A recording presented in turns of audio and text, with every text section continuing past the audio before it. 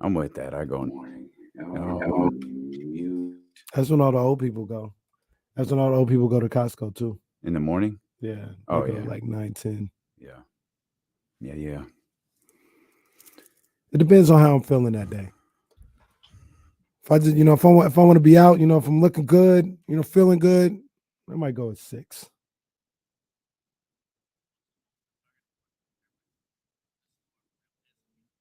Yeah, the mall isn't. It's at least the malls here in Sacramento. I mean, the gallery is cool. Arden is finished, so I'm not really in there for anything other than what I'm in there for.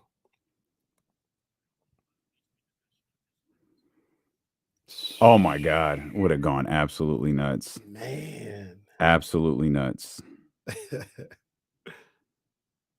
man, oh man. Tanisha says she go to Costco first thing in the morning. Man, that's a madhouse, man. Man, that's Nicole. Hey. Oh man, I ain't even paid attention.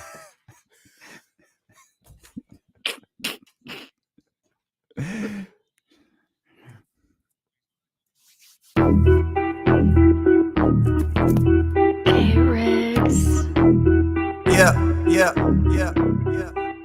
We got them screaming D-Lo, KC, D-Lo, KC, D-Lo, KC, D-Lo. We got them screaming D-Lo, KC, D-Lo, KC, D-Lo, D-Lo. We your number one spot. We your number one spot for some sports, huh?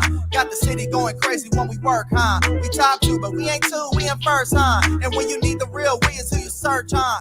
D-Lo, KC, D-Lo, KC, D-Lo, KC, D-Lo. We your number one spot. Let's go, baby. Let's get in here. Welcome to the Monday, April 24th edition of D-Lo and KC. I'm Damian Barling. Acknowledge me. He's Kenny Caraway. Yes, sir. Acknowledge me. And we appreciate you so much for being with us wherever you may be. ESPN 1320, 98.5 FM, KRX, QHD2. If you're listening on the Odyssey app, we really appreciate you.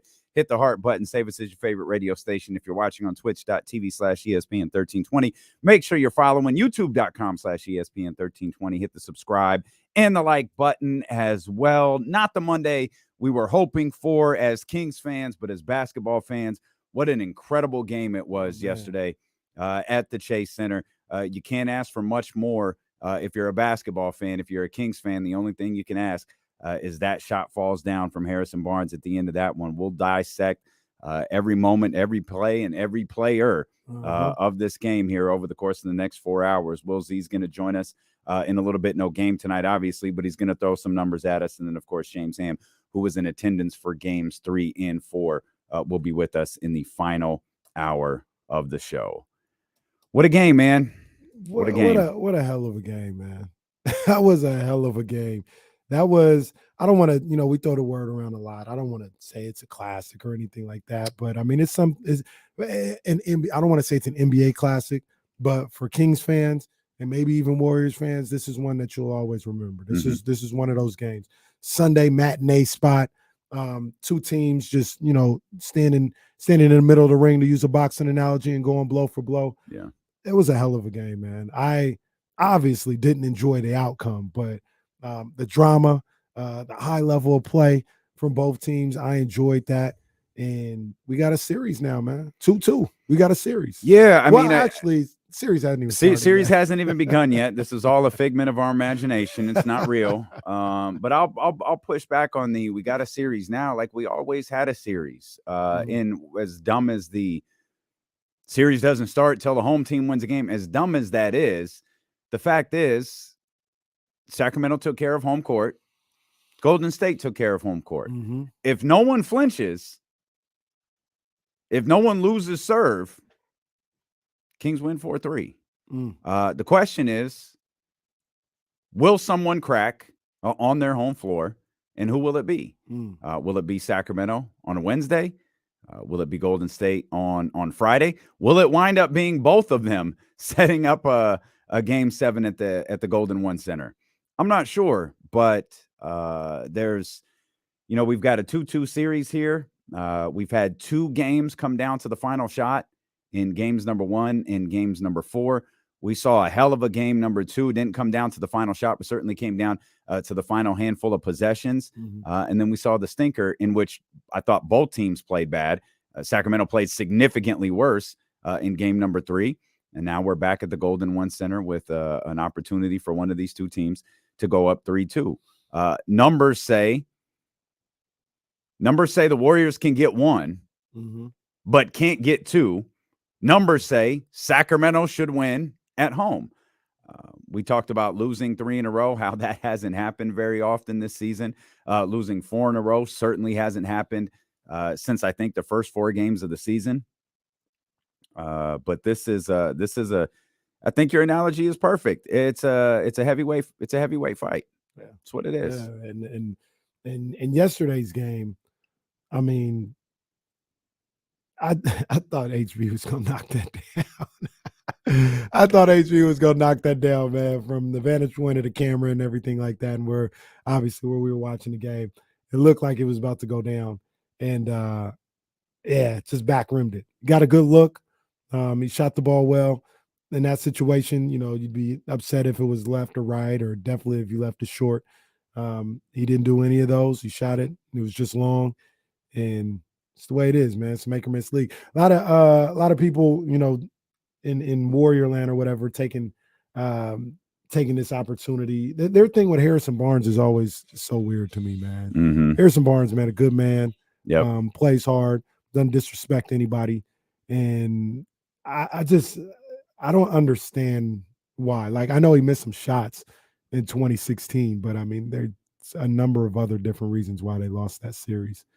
But they, take glee in the fact that it was Harrison Barnes who missed the shot, and I just don't understand. Is it like I saw and they changed it. I guess to their credit, I'm not sure, but when I woke up this morning, I went to check on our guys in San Francisco, and the original stream was Barnes bricks again. And the first thing I thought of was like, damn, is Harrison there, Shavano? Because they sure treat that dude like we treat Buddy. Well, the thing, and I ain't never heard Harrison Barnes tell the Warriors to do anything to his anatomy. Yeah, and that's the whole thing. Like, Harrison Barnes ain't never been a jackass to the Warriors. He ain't never done nothing to them. Like you said, they go back to, I think it's like 5 of 32 in the finals or whatever the case may be. I mean, if you worried about Harrison Barnes missing shots and that's why you lose a 3-1 lead, then you got other problems. The guy that they love so much he got kicked out in one of the games. The other game that he came back, he was non-existent. When you talk about Draymond Green, he played well in Game 7, but Steph Curry couldn't do nothing in Game 7 in that fourth quarter. Was too thirsty trying to hit threes instead of blowing by Kevin Love. There's a handful of things, if I'm off the top of my head, as to why they lost that game in that series before Harrison Barnes. But like I said, I can't. We can't do nothing about that. They need cop-outs. Yeah. They take glee in Harrison Barnes and him missing, and I just don't understand it. But obviously, if they understand it, and that's fine. If they like it, I love it. That's fine, because I'll say this: we would have celebrated Harrison making that shot. We would have celebrated Harrison making that shot against the Warriors. That wouldn't have been like hitting a shot against Cleveland in an empty arena. That wouldn't have been like hitting one of the other handful of buzzer beaters that he's had here over the course of the last couple of years. That would have been a playoff game against the Golden State Warriors in a building around a fan base, I should say, maybe not the building, but around a fan base that has ridiculed him for his performance when he was 20-something years old. He was 23 or something. And we would have celebrated it. So if they want to revel in it and they want to trash Harrison, do you? Yeah. We would have celebrated that brother for going in. We'll continue to celebrate him because it wasn't a bad look. Like, he didn't force a shot. It was a good look. I think a lot of things happened on that final play. There's a lot of things I don't know. Hindsight is 20/20. When they got the rebound, I immediately thought they were going. Mike Brown. I like to not call the timeout. Yeah, Mike Brown has shown to do that before. I get this is the playoffs. The circumstances are different. But when the shot doesn't drop and when you're ultimately taking a 3 when you're down 1, you can't help but wonder what if De'Aaron had just pushed it. Now, we'll talk about this. We had seen them push the ball in potential fast break moments, and things go very, very wrong. 1-on-4, probably not the best idea, but I don't think that's the situation De'Aaron would have been in.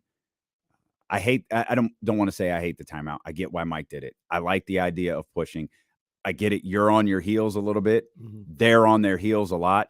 Their sole focus is De'Aaron Fox, I'm sure, in that situation.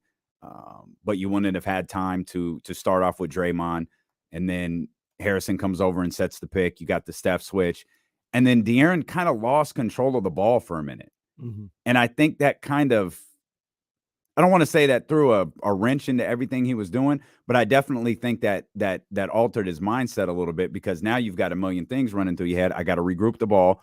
Time just ticked off the clock. Let me see what I can create here. And he drives right to the side Draymond is on, which Draymond comes over to help. You get Harrison there on behind the line, and goes long. It happens. My guy, Coach JT, said I think he should have went to the right side. Monk was open. Maybe so. So that's the part where I think losing the ball changed things for him. I'm gonna just put myself in De'Aaron Fox's shoes, and I can't do that because who knows what he was thinking. But I would think if I was him, and my thought was I'm gonna go to the cup, I'm gonna go to the left, because I got a couple of different ways that I could finish. I can still do the pull up. I can come with the floater on the left side. We see him do that, or I can get all the way to the bucket. If I'm going to the right, 9 times out of 10, it's going to be a step back pull up. And I think he wanted to get to the bucket. He wanted to get to the cup. He went to the right, and I think he was going to come back to the left regardless. Harrison now was over there bringing Draymond with him, and that's where the help came from. And the help came, and you hit the open man. I would have would I have wanted Fox to take that shot the way he was playing? Absolutely, but I mean, you got a wide open three. I don't think. I don't even know if you would have got that type of look if you would have went without calling a timeout. So. Got a good look, it just didn't go down. Yeah, it was a great look. The other thing that always leaves me a little anxious is in possessions where you're down 1 or 2, but particularly 1, because you can extend the game on 1 foul, is leaving yourself time to do something. Leaving yourself time to gather a rebound and foul, or potentially get an offensive rebound, or fouling on a defensive rebound and giving yourself one other possession. And that's why I wanted him to go fast in that situation. No, some people didn't like the fact that they went all the way into the backcourt. That didn't bother me that much. Get the ball in bounds. Well, it doesn't bother me if you're attempting to go downhill. It kind of, again, I don't want to say that hindsight is 20/20. I get it. We're Monday morning quarterbacking this whole thing, but I didn't mind the backcourt pickup if you're just getting downhill and you're getting into you're getting onto your side of the court quicker. But that wasn't the plan. The plan was clearly 1 shot, or at least that's what it appeared. The plan was. And I'll disagree with that. I think, and credit to Steph Curry, or maybe Fox just losing the ball. I think they wanted to go a little quicker than that. And when you brought up earlier, when he lost the ball, it kind of threw everything off. But I think he wanted to go. And so what do you think prevented him from Draymond losing the ball? He loses the ball a little bit, fumbles it. Do you have the game up in front of you? Yeah. Let me see. Well, we can look over. We can look that final play over. I just feel like he took a long time to even get to that point where he lost the ball and onto the offensive side of the court. We'll come back. Obviously, we'll talk a lot about that possession. We want to hear from you. As always, 916-909-1320. You could jump in the chatty house here, youtube.com/ESPN1320 or twitch.tv/ESPN1320. There's a lot more to talk about. I got to imagine the Warriors' confidence is sky high right now, and we'll talk about that. We'll talk about the Kings. Domas, Kevin Erder. Welcome back, Keegan Murray. Hey. We're going to cover all of the bases here. We're just getting started. We're with you for the next 4 hours here on Sacramento's sports leader, ESPN 1320.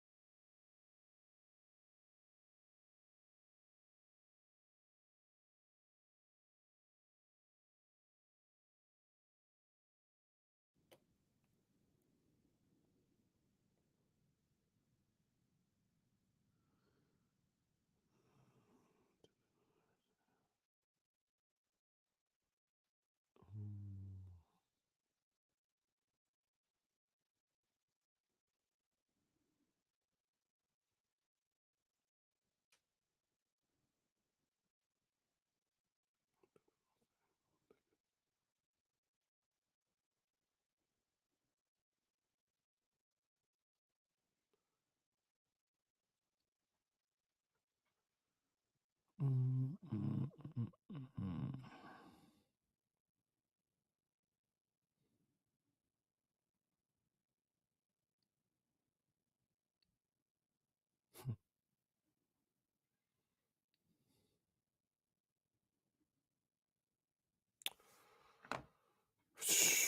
going on with y'all, man? Hey, big ups to everybody that pulled up yesterday, man. It was good to see everybody out there. It was good vibes out there for sure, man. Good vibes out there. Beautiful day too. Oh, it's beautiful. Day. Yeah, we're gonna put that for those who were there. We're gonna put that patio to work, man.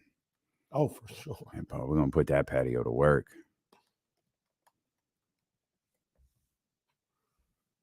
Yes, indeed.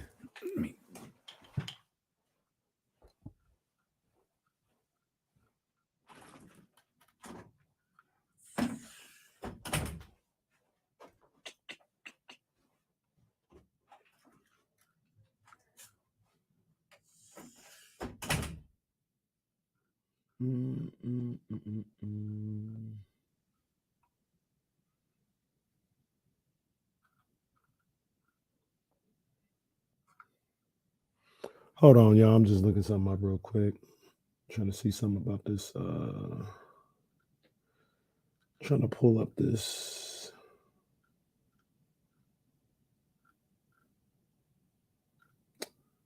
Trying to pull up this game log.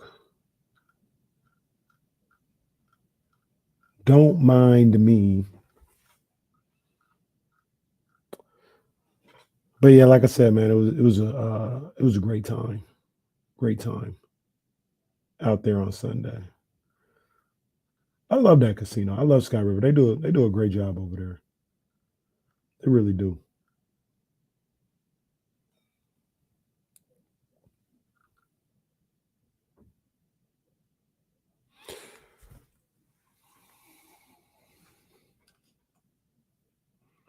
Yeah, Rob W. We're gonna talk about that. I love that too. Where's it at? I just lost the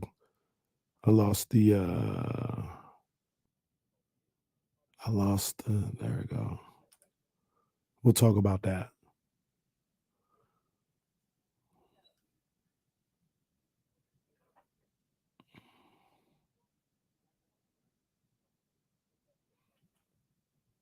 I'm excited for Wednesday, man. I can't wait, man. This is some good stuff, man. It's a hell of a playoff series right now, boy.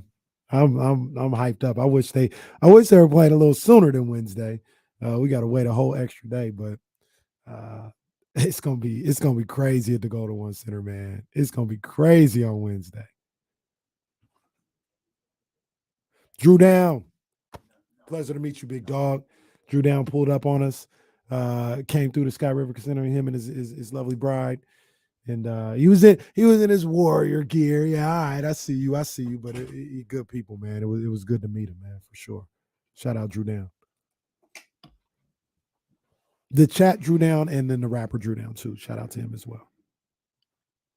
Can you feel me? Kyren. I'm getting in trouble for getting that wrong. Kyren. I don't know if you're watching. It's gonna be Friday. Public House. Matter of fact, we already got it. We already got it ready. Shout out to Leezy, who's did a great job. Big ups to Leezus. Leezy, if you're listening, we had to take him down. I'll explain to you later, but you did a great job. Yeah. That's why I didn't put it up today. I was like, we'll mention it. We'll just leave it off the screen since we got game 5 first. Oh, sure. You already know I was loving that, baby. 13th round coming up later. Baltimore, stand up. Tank Davis, stand up. You know the vibes, baby. Ha.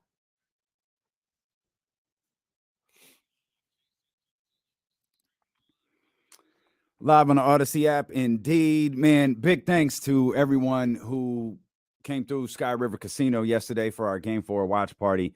An amazing afternoon. We couldn't have had more fun. We got the 32 Brew Street at capacity. Oh man, were they turning people away? Or? Yeah. Oh, wow. Unfortunately, yeah, they were, and look, I'll take the E for that. That's a really big building, especially in comparison to Public House and Field House, where we've done like some recent events. I really didn't think it would be I didn't think it would be a thing. Yeah, especially with the outdoor everything going on too. It was. Yeah. And so, if you came through and you weren't able to hang out, man, my sincerest apologies. I should have reinforced getting there early. I honestly thought with the amount of space that we had, you'd have all the time in the world. But it was capacity. It was electric. It was a blast. There were a handful of Warriors fans that were there, all very respectful, all just watching basketball, having fun. It was great to meet Michigan Wolverines from the Chatty House. Big up Michigan Wolverines. What's really, really great about these, whether it's a watch party or a live show or whatever, is how everyone greets each other with their screen name. That's one of my absolute favorite things, man. I saw Good Kid, Dad City was in the back, Drew down. Good Kid, Dad City. He was there. He ain't even come holler at us. What? Yeah, Good Kid, Dad City was there. He ain't even come holler at us. That's an E on him, man. I think so too. I think so too. But yeah, man, we had a great time, man. So thank you to everyone. And I promise we do have a Game 6 watch party scheduled for Public House downtown. We'll be out there again. And we're working on a lot of events for Sky River Casino for the summer. For those who were there yesterday, you saw that outdoor patio. Like I promise you, that's going to get some good use from D-Lo and KC. And we're going to start utilizing some other venues. We're kicking around the idea. I haven't even talked to you about this, so we'll just share it with everybody. Just give us a thumbs up if you like this idea in the Chatty House. They really loved the live show that we did on St. Patrick's Day. And that's I was kind of talking to him like that live show. That's a hard button to push because it's 12 to 4. People are taking days off of work to like come watch a radio show. Yeah, we could still do a live show at 7. It ain't on the radio. Right. We could stream it. It could be exclusive to the live crowd. Like we could do a live show though. D-Lo and KC After Dark. I'm just saying. Absolutely. We throwing it out there, but you're gonna see D-Lo and KC at Sky River Casino. Shout out Kerry. Shout out Jesus. Yeah. I mean, come on, man. Got an opportunity to meet him yesterday, man, and couldn't have been nicer. Couldn't have been more welcoming. And I'm just glad we got in there, man, for sure. Big 49ers fan big too. 49ers fan. You already know. Niner gang is strong, baby. Let's go. Ooh, live corners of the culture. Ooh, I like it. I like it. I got this voice thing today, man. Yeah. I don't know if it sounds any different. You're a little better than you were on TV last night at 11:30. But no, you good. Okay, you good. Okay, just making sure everything's good, because it's the money maker. Yeah, it can't be on the two. But the good thing is your voice is naturally raspy. True. So now you're just a smidge bit lower. True. Right. Let's get Kim in here. Phone lines are open for you. 916-909-1320. Obviously, we got a lot to talk about as it pertains to this game. But let's get Kim on the line. Kim, what's happening? Hey, yeah, this is Kim. Not Kim. Just want to touch base on the last play of the game, and I want to give you guys feedback on this. It seems to be the consensus that you got Davion Mitchell shooting well, Murray shooting well, De'Aaron shooting pretty well, even Sabonis was doing pretty well, right? But then the last play of the game, the coldest shooting guy on the Kings up to that point was Herter and HB, unfortunately. Yeah. And so when the ball came, the final play of the game goes to HB, all of us fans were, we're kind of, oh no. Well, Ken, let me ask you, what did you want him to do? Do you think that the play could have been drawn up a little bit better? Maybe not include HB in there. Maybe. Well, let's put this whole thing on hold because Shams just tweeted that De'Aaron Fox has suffered a fractured index finger in his left shooting hand. Wow. Fox is expected to be listed as doubtful in game number 5. Wow. Jeez.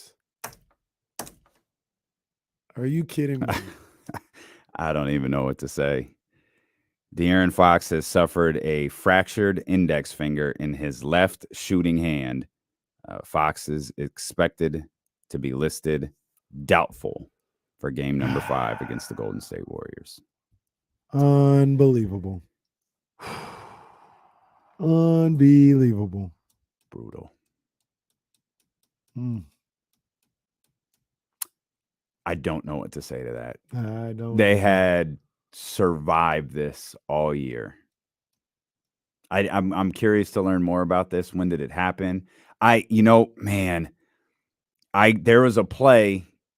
I remember seeing it at the casino. There was a play where he didn't overreact to grab. Like, you ever jam your finger and you immediately try to pop it? Mhm. Have you ever done that? Mm. Of course you have. You're a hooper. I That's pop it what a you do. different way. I don't pull this way. I punch it. Okay, so I used to pull this way. Yeah. And I saw him he kind of did his hand and he kind of pulled on it. Never saw it again. Yeah. Never know. I think it was a play where maybe he had a shot block or something going to the basket, but I distinctly remember the camera caught I him. remember that moment. He went to take the ball out. I think he did. And again, never he hit a 3 after that. Yeah.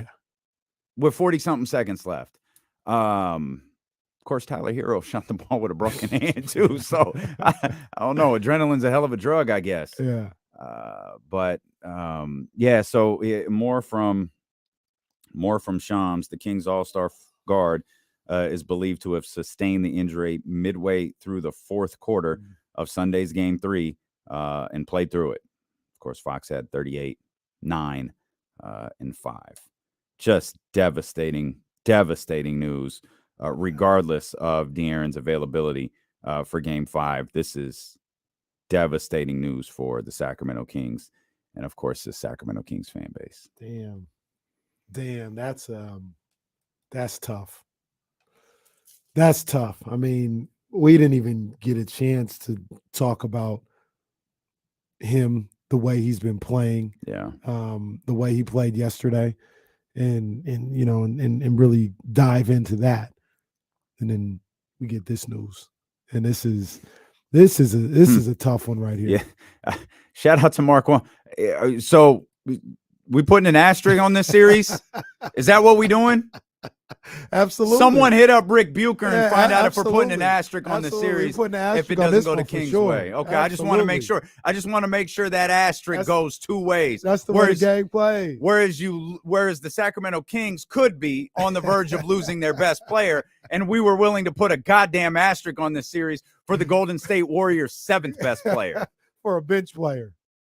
Bench. For a bench player. Oh no, we absolutely put an asterisk on this if it don't go our way. That's the way the games play. Remember all the, it was too physical in the first 2 games. It was too physical. It was too everything's good. Favoring in favor Everything's of the Sacramento good now, Kings. though. Everything's good. Everything's okay.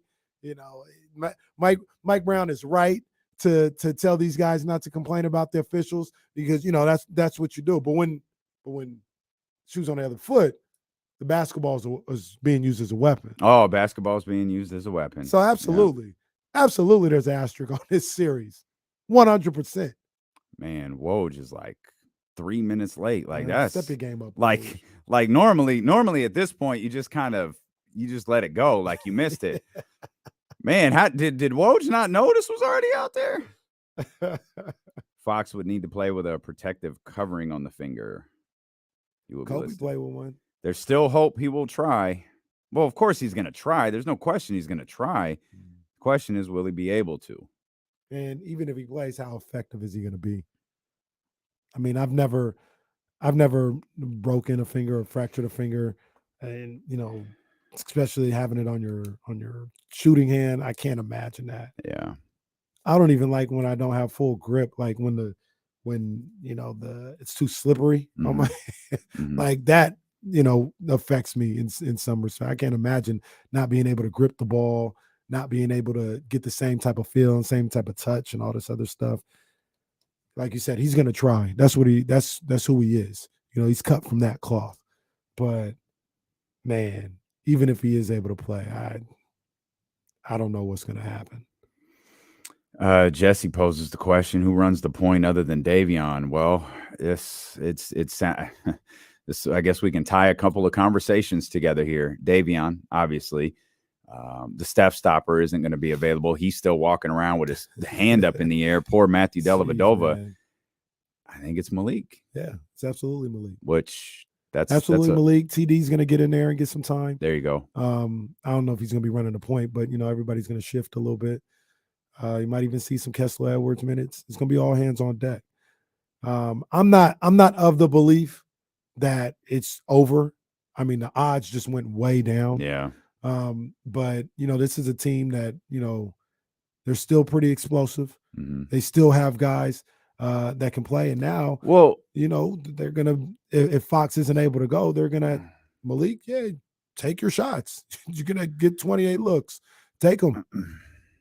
There's probably something to be said. It's in our notes. I don't know where we had it, but I think Davion Mitchell's been really good this series. He's been really good on Steph. Well.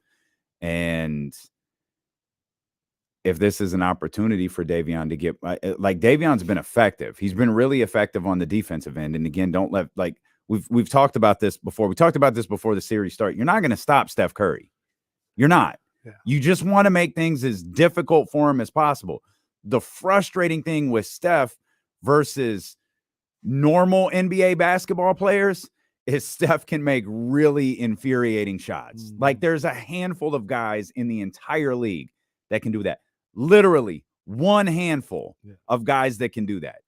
And Steph is at the top of that.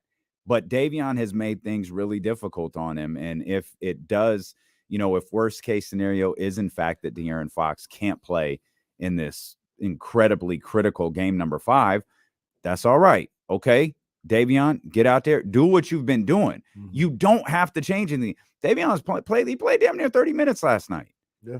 Stay out there. Davion's on the floor when Steph Curry is on the floor. Whatever you get from him offensively is a bonus. But here's the note. Here, I'll even hit these if you're listening. That ain't the normal celebratory air horns. That ain't the normal, the show's getting started air horns. This is an attempt to get Kevin Huerter's attention. Because if the Kings are going to get through whatever is going to happen with De'Aaron Fox, Kevin Huerter can't be what we saw in the last 4 games. Whether it's Davion at the 1, Malik at the 1, Terrence at the 1, whatever combination of those 3 individuals at the 1, Kevin Huerter not only has to be better, he has to be significantly better for the Sacramento Kings to have a chance to pull out this game and this series moving forward. I agree 100%, man. And that's one of the frustrating things about this series. And I was thinking about this today as we were getting ready for the show. They still haven't had a situation where at the very least all their guys have played where their averages are.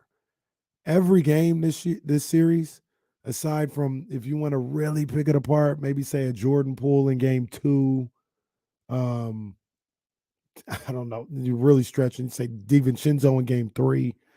Other than that, everybody on the Warriors has done about their average or exceeded it. Every single game, all 4 games. They've played the Warriors. I mean, you can debate whether or not they played well or whatever, but the guy, when you talk about their numbers, when you talk about their averages, their season averages, all their guys have done either their averages or exceeded it in every single game. The Kings haven't had any games like that where all their guys did their average or exceeded. Kevin Huerter hasn't been there for the whole series. Keegan Murray wasn't there for the first 3 games. Sabonis hasn't hit his averages. Like, that was the thing where it's like, okay, I absolutely believe at least one time they're going to get one of those games where everybody hits their averages and does what they do. And we haven't seen it from Kevin Huerter yet. And that was something that was giving me hope going into the rest of this series. Mm-hmm. Now you got to deal with this component of De'Aaron Fox either not being there or being hampered. Again, De'Aaron Fox fractured. Oh, this was the context that Woj added. De'Aaron Fox fractured the very tip of his left index finger in Game 4. But there's still hope he will try and play in Game 5. He has Game 5 on Tuesday. I believe Game 5 is on Wednesday. Do better, Sean. Do better. Well, I think he's worried he got cooked. He got cooked. And this is what happens when you get cooked. Like, he starts throwing out the wrong information. Come on, Woj. Come on, big dog. Stop it. Fox will need to play with a protective covering on his finger. Let's get off. Let's get away. Let's get away from Woj and go back to Shams. Shams is the one who got this right. Yeah, Game 5 of the Warriors and Kings is coming up on Wednesday. All right, we'll sound off. Let us know what you think. What would you do in this situation? 916-909-1320. There's a lot more we want to talk about regarding Davion and Malik. Will Z is going to join us. I'm sure Will Z is frantically gathering numbers here at this point. But let's get our early in the show. Mitch sighting, nice and early. Hey, what up, Mitch? Even out on the East Coast. What's up, What I'm Mitch? talking about?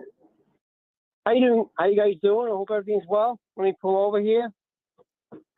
Okay. Sorry to bother you, Mitch. No. I'm sorry. I'm pulling over. I don't want no problem. No, we don't want you to have any problems, Mitch. And the dogs tonight, sir. I'm getting my don't think. I'm not being afraid of dogs anymore. But I keep that in mind. Okay, well, I can't run anymore. There's nothing wrong with being afraid of dogs. I don't trust them. Okay. I know there's a lot of great dogs out there. I had a couple, but we don't know. I say this all the time about animals. You don't know. You think you know, but you don't know. So be cautious. Do you have a pup? Do you have a puppy? Does your two girls have a? Okay, Mitch. Yeah. No, Can I help you? Mitch, De'Aaron Fox fractured his index finger. I'm gonna need you to tell me something good here. We're gonna have to go to our bench. This is our It's a good luck. call. I cannot believe all the injuries that have happened. Yeah, that's a Mitch. I'll be damned. That's a great point, Mitch, because there have been jaw injuries, Giannis injuries. There have been injuries across the league. I kept thinking, Kings avoided this. We've got DeJounte Murray's almost certainly getting suspended. You had Draymond Green miss his game. It's been a very Tyler Hero broke his hand. We've had this very weird play. Sacramento unscathed until now. Until now. Oh man, that's I can't believe that this happened at this moment. The way he's playing, he's playing, and with a series with Steph Curry in there, he's playing as well as anybody in this series and anybody in the playoffs. And he was cooking. The Warriors had no answer for him. They haven't had an answer for him since Game 1, and that was a big part of why I was still confident that the Kings were going to win this series. Yeah. And now that could be gone. Like I said, don't want to rule him out completely, but even if he goes, like, he's compromised. He's not going to have the same type of feel. He's going to have to deal with something else aside from playing up against the defending champions. Man. Well, let's start with Davion. Let's go there because this certainly throws a damper on some of the things. I mean, it's hard enough when your team loses a game by 1 with a shot at the buzzer. Obviously, it's much more difficult now that you might be. And remember, this is a couple of things to remember. No matter what happens Wednesday, there's going to be a game played Friday. Mm-hmm. With these last 3 games of the season, or potentially 2 or whatever, it's Sacramento, San Francisco, Sacramento. But there's just one day in between. This is the last time there'll be that extended, that extra day off that they've gotten really through most of this series. So, De'Aaron will have an extra day to determine what level of pain he can deal with, I guess, heading into Wednesday's game, because that ultimately feels like all we're talking about is pain and effectiveness. Right. And it's going to be pain and effectiveness, like you said, but another day to figure out how to shoot the ball. Like I said, I know Kobe didn't fracture a couple fingers, but I believe he had fractured an index finger before, and he had to learn how to shoot the ball with his 3 other fingers, and his index finger was like off the ball. But he obviously, it was a regular season. He had different time, but he was able to figure out a way to shoot the ball, be effective, and still get it done. this is really on the fly, but De'Aaron Fox, maybe another day to figure out, okay, I can handle the pain. Now the effectiveness, how can I, shoot the ball? How can I finish at the rim? Can I still get a feel for it with, the covering and all this other stuff? It's tough. I mean, Kobe off the top of my head is the only one that I've seen do it in that situation, and that's Kobe Bryant. We can look this up. I think Russ did too. Okay. I think he did. We'll look it up. Let's get to Luis here. 916-909-1320. What's up, Luis? Yeah, I think it's actually Lewis. And I'm old for everything today, Lewis.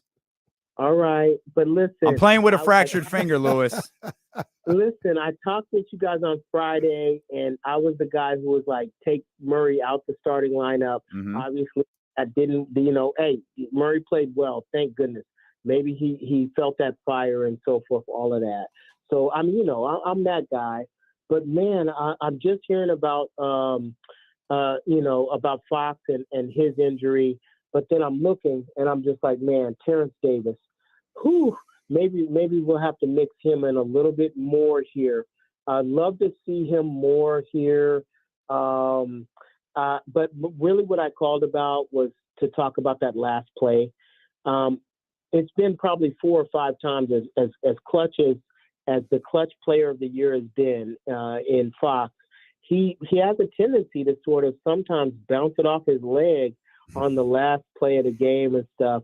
So sure enough, it happened again. I was looking for him, the clutch player, with 10 seconds left to get a shot at the hole. He's our first option, but it didn't happen. It went over to Barnes. Barnes had a great look at it. Would have loved to see him bury that, to bury so many demons for him, for the Warriors, for him being our veteran, all of those things. It was right there. But okay, I got it. Here we are now, Game 5. We need this. Can we see some more Metu? Thanks, Kamara. Thanks, Lewis. Thanks, Lewis. We appreciate it. Yeah, man, I think everybody's in play, man, with no Fox. I really do. I think everybody's in play. I do. What were you were reacting I to wasn't. something. I wasn't. It had nothing to do with his call. Anthony Slater just put up the video where it appears to be where he got hurt. And I'm sighing because it's after a foul call. Like it's not like he gets bumped and he goes in there and waltz in, how people do, like, oh, I got fouled. Let me just, not even an and one, just, oh, let me slow down and just throw up a shot. And Kevon Looney comes over there and messes with it, smacks his finger, and that looks to be the play. It wasn't even in it wasn't even in the game. I'll say this. That's frustrating. I'm not blaming. I understand. I'm not blaming Kevon Looney. No, I'm just saying it's just frustrating that's when it happens. What I'm saying is, thank God it's Kevon Looney, because I really like Kevon Looney. If it had been the other dude, it would have been 3 hours of F Draymond Green. It would have been 3 hours of throw this dude out of the league. But it's not. It's Kevon Looney, and Kevon's good people. It's not good. It sucks, but Kevon Looney is far from a dirty player. We see that all the time. Right. It happens. Maybe we should stop. Maybe we should stop making plays after whistles and throwing the ball. It just that happens. It happens. I mean, that could have easily. Did the camera follow him? Was that the one where he grabbed his hand? I don't know how much Slater posted. Yeah, they didn't post the whole thing. He grabs his finger immediately. Yeah, after okay. It happens. Yeah. But I don't know if it followed him after that. No, what I meant was, did the camera catch him grab his finger? Because I know I saw him do that. Yeah. Wow. Midway through the fourth, I guess, checks out. I don't know if I don't want to be too quick to dismiss pain tolerance. It's easy for us to say play with pain. I can't imagine how much pain he's going to be in. I'm sure that medical staff will do everything they can. I just noticed the time too. I'm sure the medical staff will do everything that they can to put him in position to get out there and play as comfortably as he can. We'll come back. Obviously, we're dealing with the frustrating news that De'Aaron Fox has fractured his index finger in his left shooting hand. He's expected to be listed as doubtful. Kings have no media availability today. They have no practice today. So we're not going to learn anything at minimum for 24 hours. And I don't imagine we're going to learn anything at all until just before the game starts on Wednesday. So stay with us. We've got you covered. It's D'Lo and KC here on Sacramento Sports Leader, ESPN 1320. Boy, oh boy. That's a gut punch right there. Yeah, it is. That's a gut punch. They had a chance to really do some things. This has been a great series too. This series, this playoff. It ain't over. It's not over. It's not over. I think they're going to respond to Game 5. We got Will coming in. I think they're going to respond to Game 5, man. I think they're going to be ready to go. Will they have enough? Will be the question. Yeah. William. What's up, guys? Real Z. What's up, man? Oh, I'm sad. Rightfully so. Rightfully so. But it's. I mean, he hasn't been ruled out. He's not done for the year. We'll see what happens. Yeah. We'll see what happens. Talked about the Kings' depth all year, getting him here. So. Yeah, it's just I think we need to see things in this series we haven't seen yet. Yep. From Terrence, from Kevin. I need to see Kayvon. I need to see the white bust through the door. Mm-hmm. And I need Keegan to, unfortunately for Keegan, I need him to do exactly what he did yesterday. Yeah. He's got to do exactly the same thing. Hey, great game, kid. Do it again. Yep. Oh, it's the news is so bad. Even Danny's here. Oh man. Appreciate you, Danny. Good to know Danny still ride with us. Shout out Danny in San Francisco. Kenny, you were in my brain earlier. What you were saying. I'll talk about it more when we're not in commercial, but like literally in my brain. It's because you've been giving Kenny eggs. We'll see eggs. We all think alike now. That's how that works. Did you great? I feel like Brian was tucked in the cut last night. Brian came through. He was hanging out on the patio. I didn't see Brian yesterday. Brian was out on the patio. Brian, did I talk? I don't think I talked to Brian. I would have remembered that. Brian was kicking it. Damn. Yeah. I don't feel like Brian really like rode with us. No, but he was there. Lazy, great work. Lazy did just tremendous film work that we're not allowed to use on social media apparently, but he did a great job. Watching Will Z refer to himself as the Statty Batty is my new favorite thing. I was like, what do I say? Like, all right, let's go with this. Brian said we dapped up. Okay, cool. That's good. That was fun yesterday. I saw. I greeted so many people yesterday, so my bad. Well, when you're a celebrity, that's true. I'm just watching the game, man. House party in the house. House party in the house. Hey, let's go, JT. We're coming back, Will. Hang on.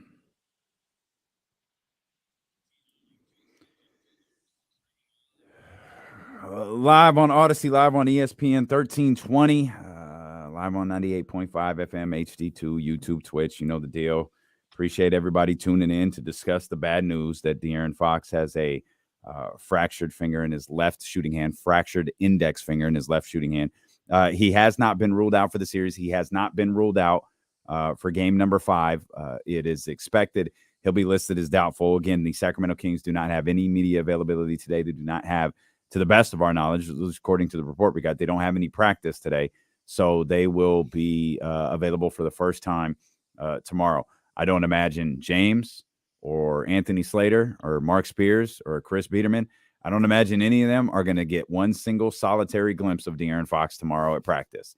We will find out De'Aaron's status likely as close to 30 minutes before tip as possible on a Wednesday afternoon. So De'Aaron Fox fractured index finger on his left shooting hand as we welcome in our Statty Batty, ESPN 1320 statistician, our man Will Z. I know you just tweeted the number, Will, but what do the Kings look like this year without De'Aaron Fox on the floor? Yeah, so he missed 9 full games. They went 4-5 in those games. So not exactly what you want to see, but again, it's some of those were at the end of the season. So if you kind of take those out, it changes things a little to um, kind of put it back in the winning column over the kind of more losses than wins. But what stood out to me more and what I'll put more kind of focus on than the regular season number at this point is how the Kings have played without Fox in the series, in the playoff series itself. And in his on-off minutes, I know we always talk about Steph, kind of how they struggle when Steph is off the court. The Kings are actually a +9 in the 38 minutes that Fox has been on the bench so far. Oh, And you heard Will trade Yep. De'Aaron Fox. No. And some of that too is context. A lot of times, he comes out. Some of those minutes correlate with Steph being out, so there's that kind of missing star power there too. But looking at it per game specifically, in game 1 they were -1, game 2 they were +7, game 3 it was neutral at 0, and game 4 it was +3. So you're not seeing one kind of outlier game skew the whole series worth of data. They've been consistent with being able to win those non-Fox minutes so far. Obviously, a whole game, we're talking 38 minutes in 4 games. That's not much. So a whole game may look different, but there's reason to hope that they can still kind of win without him out there.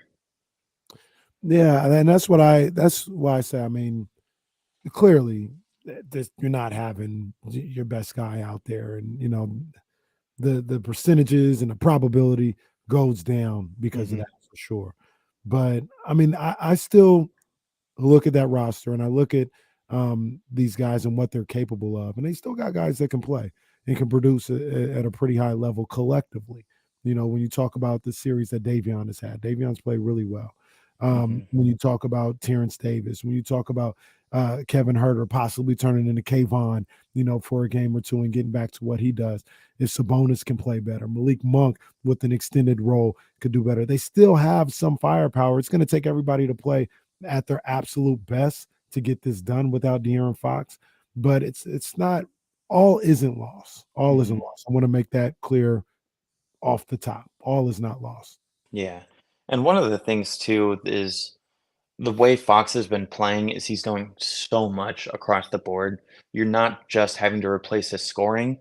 He's averaging 7 assists and 2.5 steals, which is just a ridiculously high number.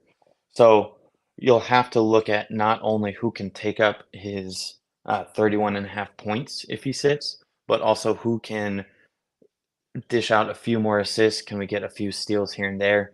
And it's going to become more of a well-rounded stat, I guess, looking at how those numbers will be spread out. I don't envision like Davion's probably not going to average 7 assists if he starts. If he does, great.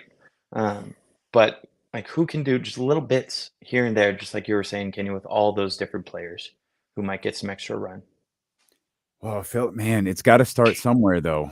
And if I gave you your pick and said it's going to start here, and I'm confident everything else will fall into place, who would that player be? For me, it's my confidence isn't super high because of how the Warriors have been playing him.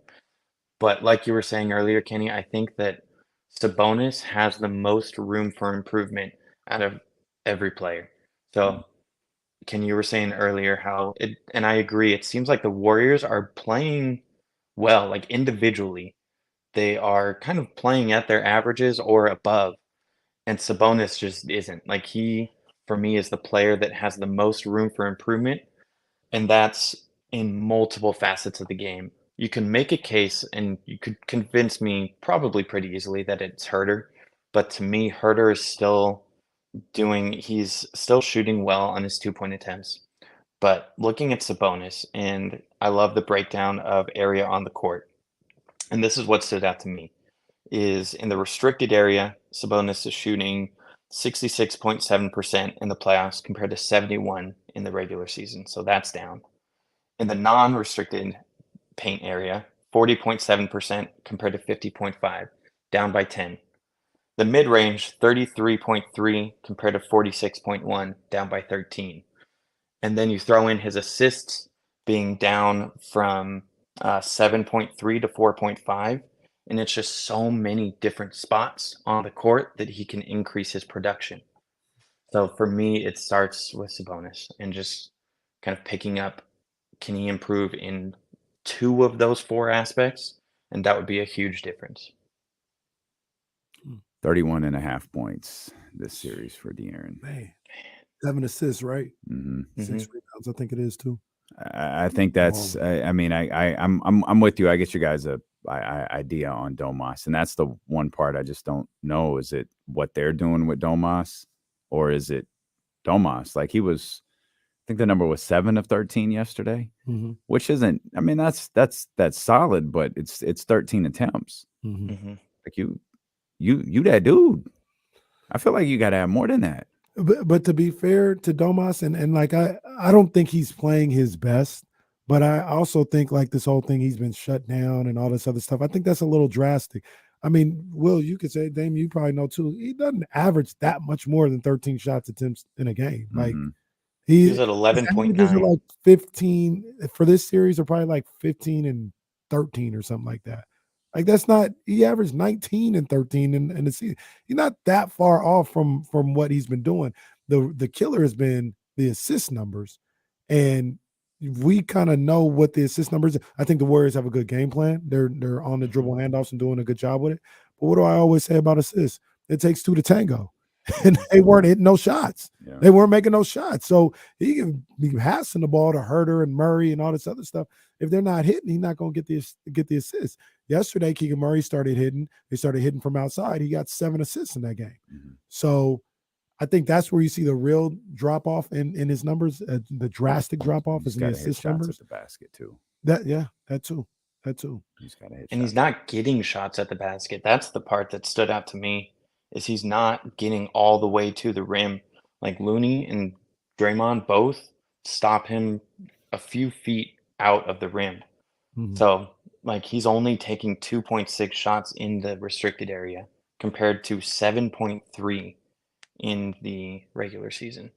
So they're just forcing him a few feet extra away from the rim, and I think it's really thrown him off. Steeling with KC here on KIFM West Sacramento, 98.5 FM, KRX, QHD2 Sacramento, ESPN 1320. Always live on the free Odyssey app. Will Z with us discussing the impact of De'Aaron Fox's fractured index finger on his shooting hand. He'll be listed as doubtful coming up for Wednesday's game. Kenny brought Keegan Murray's name up. Well, can we talk about Keegan Murray a little bit in the game that he had yesterday? Yeah, he was phenomenal. And what stood out to me was he wasn't a one-trick pony where he was just making threes yesterday. I mean, seeing him drive, hit some mid-range, pull-up shots. He was 4 of 7 on his 2-point attempts. And we've seen that number kind of increase steadily throughout the season where he's more comfortable getting into the lane. So for me, I think that was the biggest thing, is he not just focusing on shooting threes. But man, that step back, little sidestep three, if he has the confidence to do that, man. Yeah. That's one of the bigger things that I took away from all that too, is it's a situation where, you know, I had said it. I don't know what Coach Brown had said, but you know, the way I would have went about it is, hey man, using the boxing analogy, you got to show me something. You got to show me something early. Else I'm gonna move on, go to Trey Lyles, maybe go to Metu, and maybe we'll try this again at the end of the half, or excuse me, at the beginning of the half. But there was that level of pressure on it, at least the way I would have went about it, and he responded. You know, he didn't waste any time being active, getting rebounds, knocking down shots. And that's a great sign, not only for the rest of this series, but for the type of player that he could be moving forward. So I thought that was excellent to see him get going early in that game and get into a groove early. And I thought he had a better defensive game yesterday too. Maybe not a stellar defensive game, but he didn't stand out like he did in game 3, where they were kind of targeting him and they were kind of getting blow-bys on him.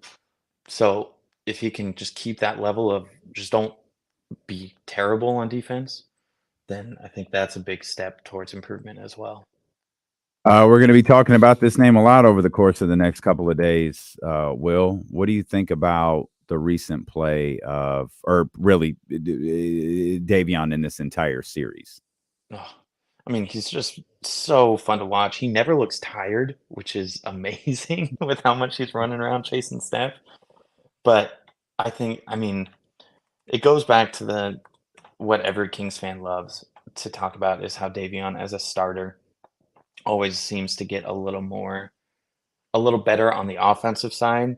And looking at him scoring in the series, he's averaging 8.5 points, which isn't great, but he's shooting 33% from three, which is up from 32. So he's shooting a little bit better than he was in the regular season.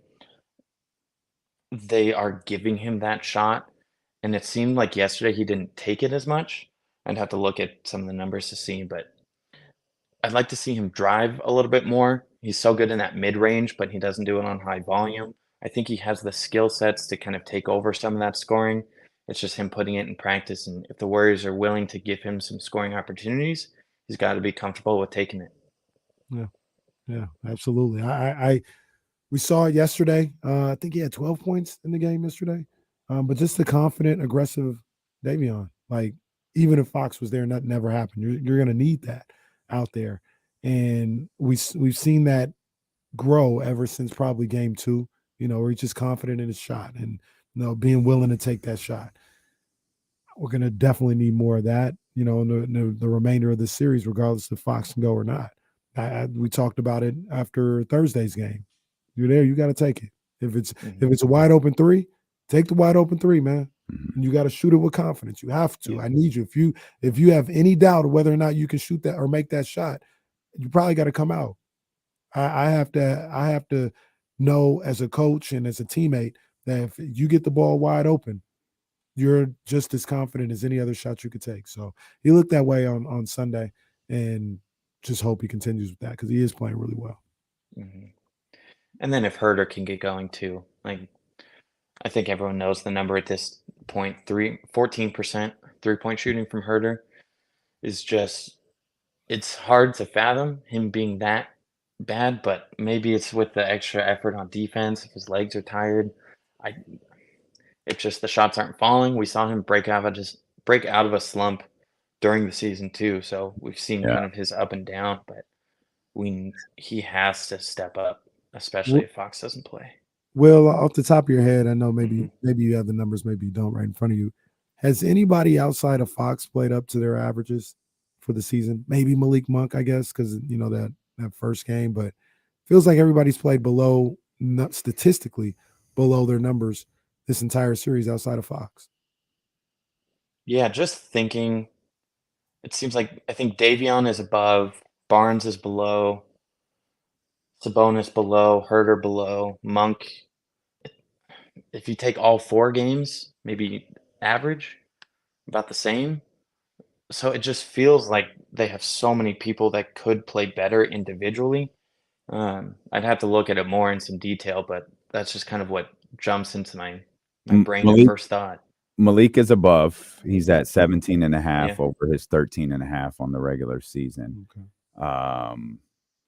Only other person that comes to mind is Davion. Davion is 8.5 in the postseason. That's over his 5.6 in the regular season.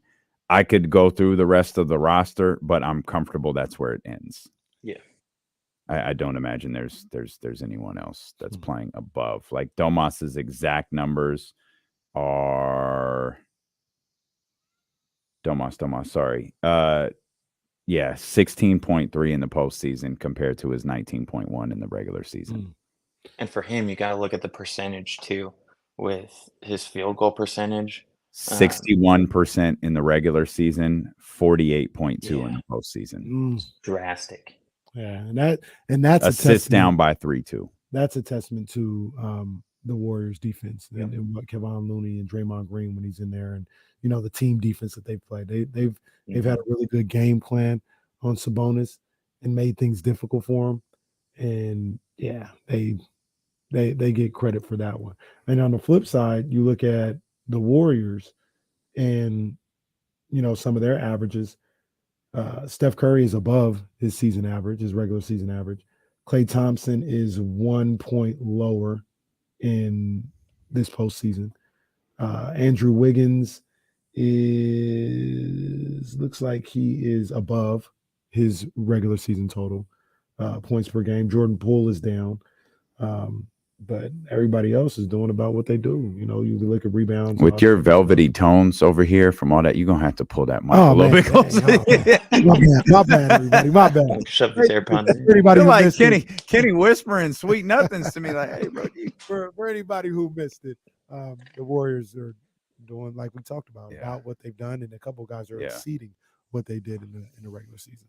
And that's not a knock on them. No, it's that's just what you just observation. What they doing. And I say that once again, not to knock the Warriors, but to say, man, maybe the Kings, in these they 2 need or that. 3 games, yeah, they could get back to their averages. Yep. Yeah, they need that. Will, we appreciate you as always, man.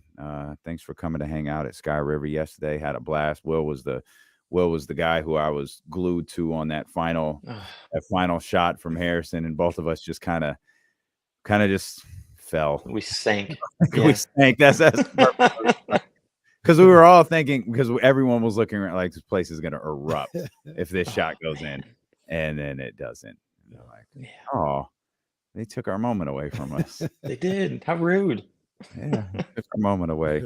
And they're trying to take it away again with this De'Aaron Fox injury, man. But we'll be on top of this. We'll see you back here on Wednesday. I'll be here. Appreciate it, guys. Take care, Will. Appreciate you, man. Yeah, so man, we'll see right there. So I'm going to tell you, I don't know what this man's going to do. I feel like we've covered De'Aaron Fox for a long time. Mm-hmm. This is the most meaningful basketball he's ever played. I think he's going to do everything he can to play on Wednesday. Absolutely. I wouldn't be surprised if he played. I wouldn't either. In fact, if I had to lean towards something, I'd lean towards him playing, unless there's I don't even know. Again, I don't want to brush past this pain tolerance thing and just say I expect these brothers to go out there and play when they're in pain. I think what they're going to try to figure out is how effective can he be with whatever contraption they're going to have to put on his finger. Because I don't know what it is. Like, we can, they can, they're talking, we're trying to use the Kobe analogy, but I think it was Woj who said it was the very tip of his index finger. If memory serves, Kobe was more in the knuckle, right? And that creates a different, that's a different type of protection you're trying to use, right? That's a different, that's a whether it's a splint or a tape job or whatever you're doing, it's different up at the top versus if you're essentially protecting or attempting to protect half of your finger when it's in the middle, like it was with Bean. Yeah, no, it's completely different.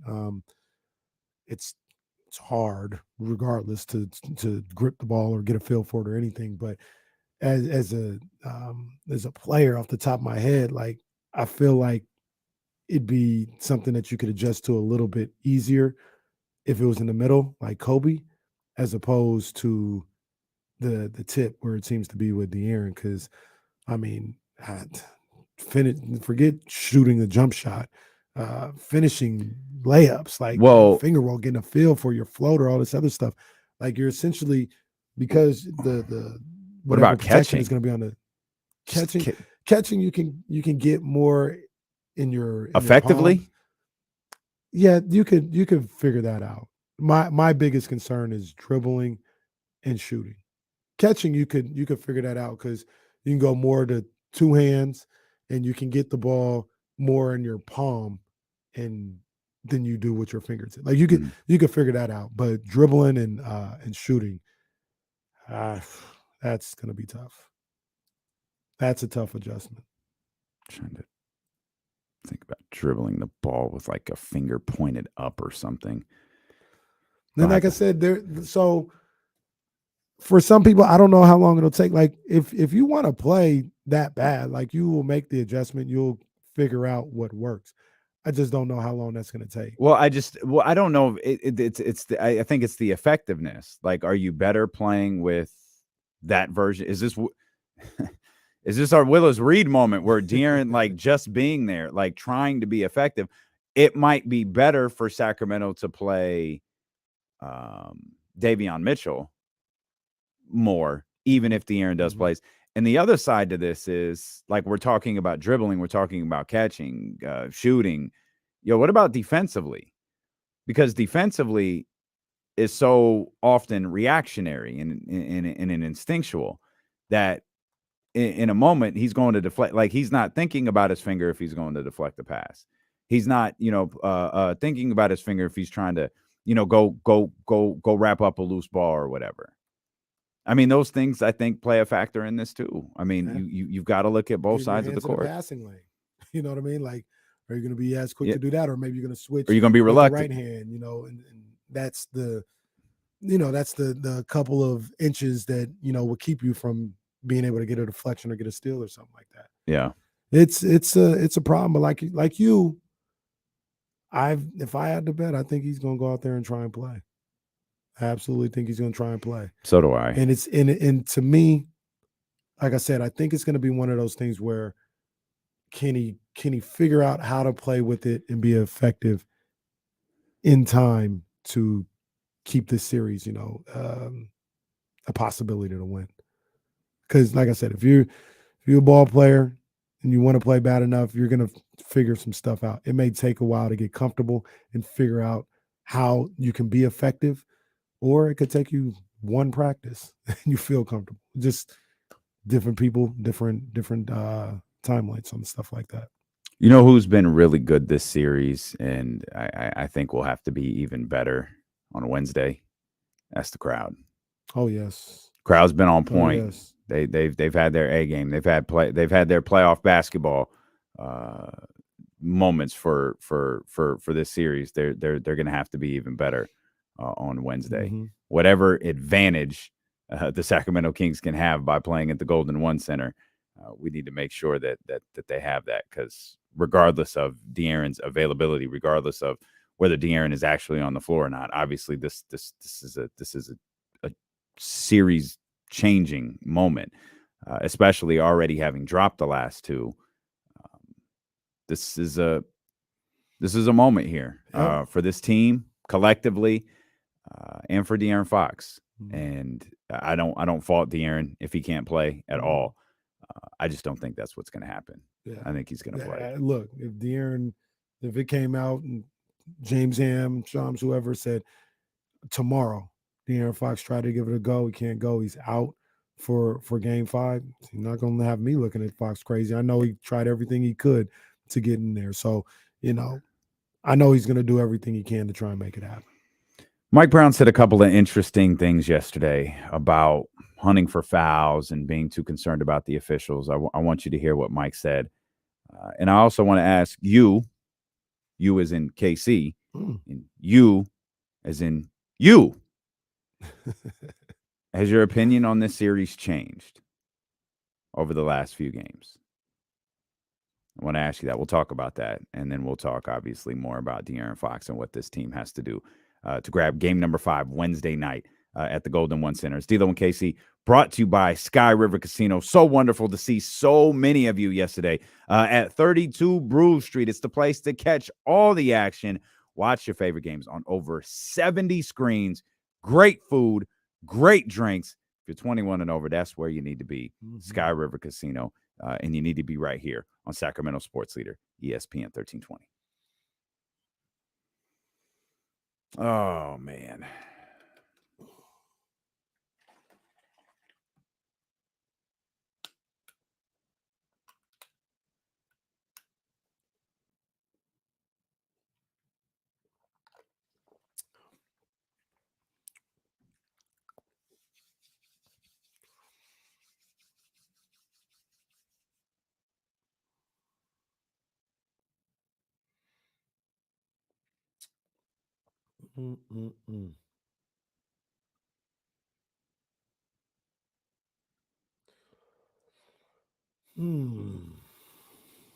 Giants won yesterday. Man, Daniel Jones.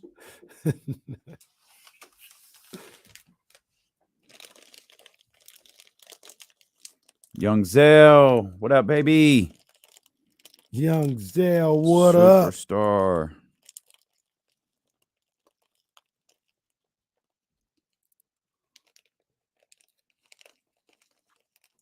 Who's gonna have everybody at the casino singing "Light the Beam" yesterday? Stole our moment.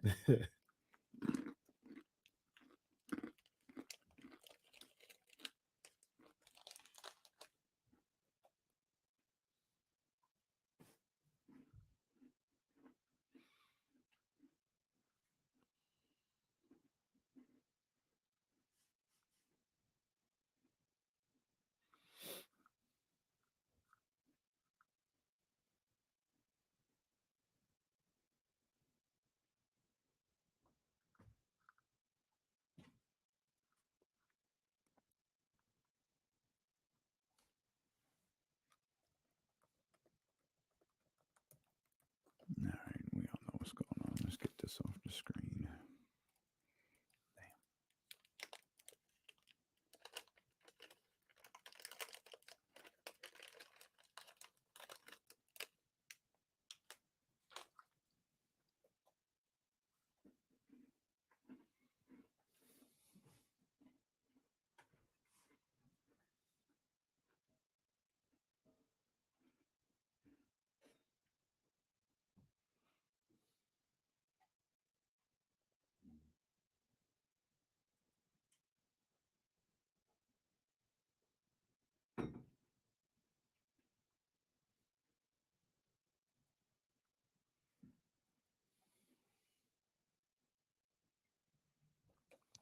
No funeral to baby daddy. No funeral to baby daddy.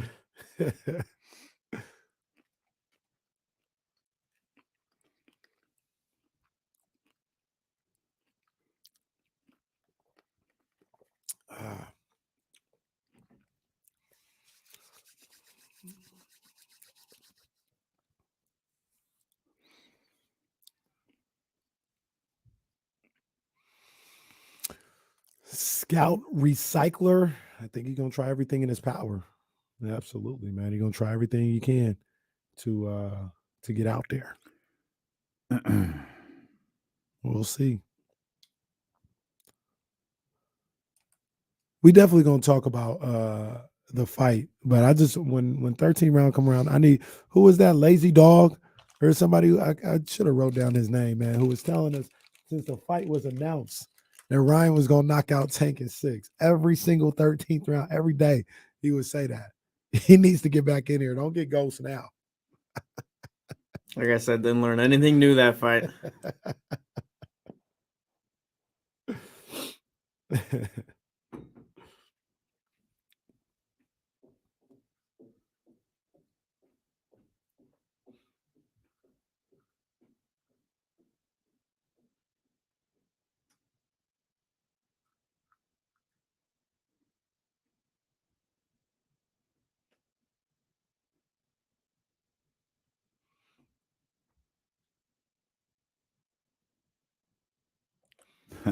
That's funny.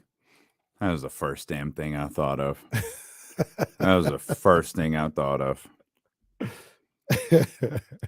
You know he will. That's how they did it back in the day. Man, Michigan, I'm sure Kenny already, man, it was great to meet you yesterday. Yeah, man. Big ups. Appreciate you pulling up, hanging Big out. ups. It was really a pleasure.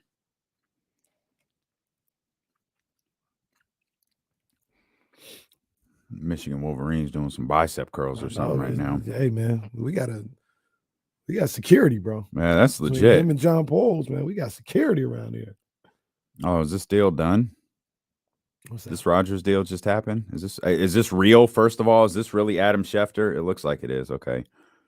Yeah, it's done. To the Jets? Yeah.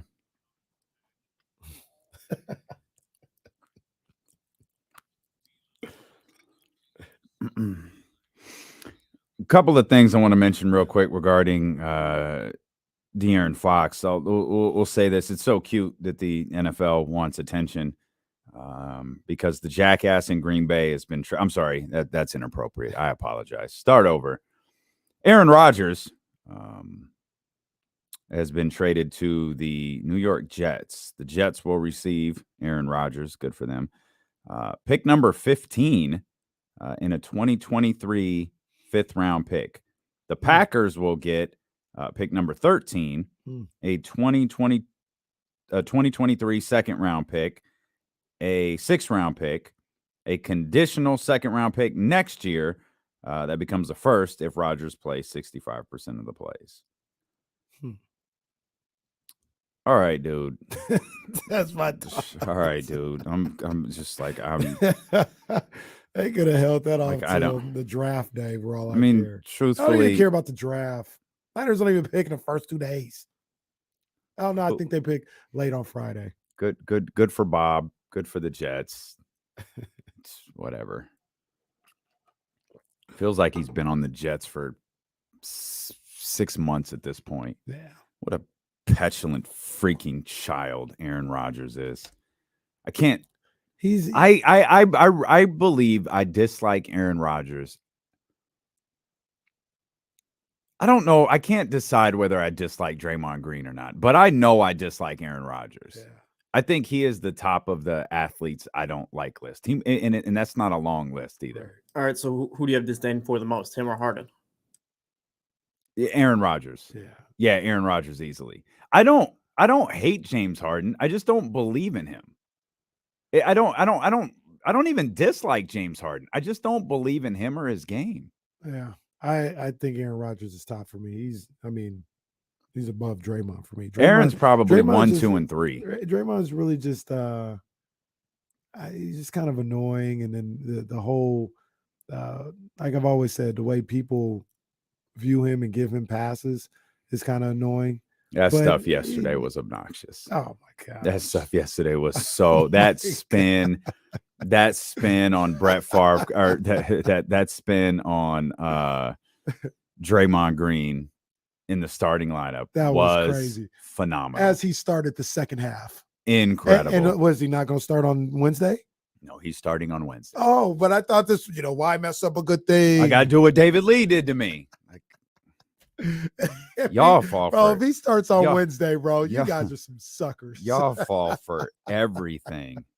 You The only guys way this fall is- for The absolutely only way this everything. is real, it is even close to being real, is if he don't start on Wednesday. If he starts on Wednesday, y'all are some suckers, the ones who fell for it. They had to start him in the second half to slow down De'Aaron Fox.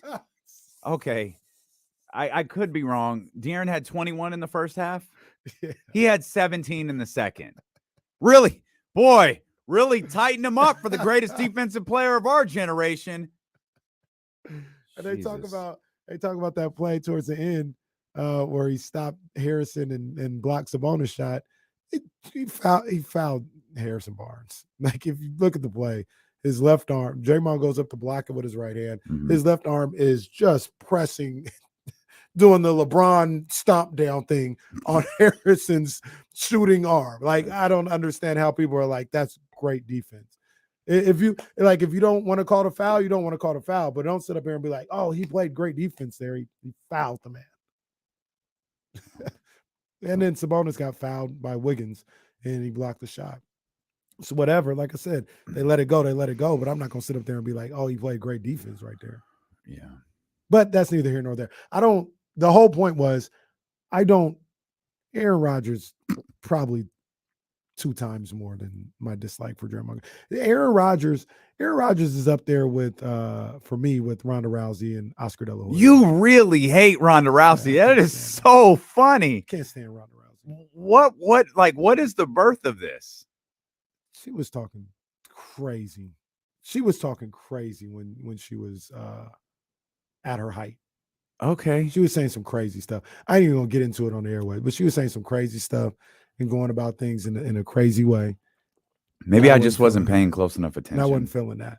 Okay. I was happy when Holly Holmes She's really smacked the mess out of her. Well, she didn't smack her. She kicked her Yeah, and then right in the side. Nunez did the same thing. Now, Nunez smacked her. Yeah, but no, it's power rankings maybe, but Aaron Rodgers, Oscar De La Hoya, Ronda They say Rousey. this is a big rich town. Okay. Wow, Draymond down at 4. Yeah.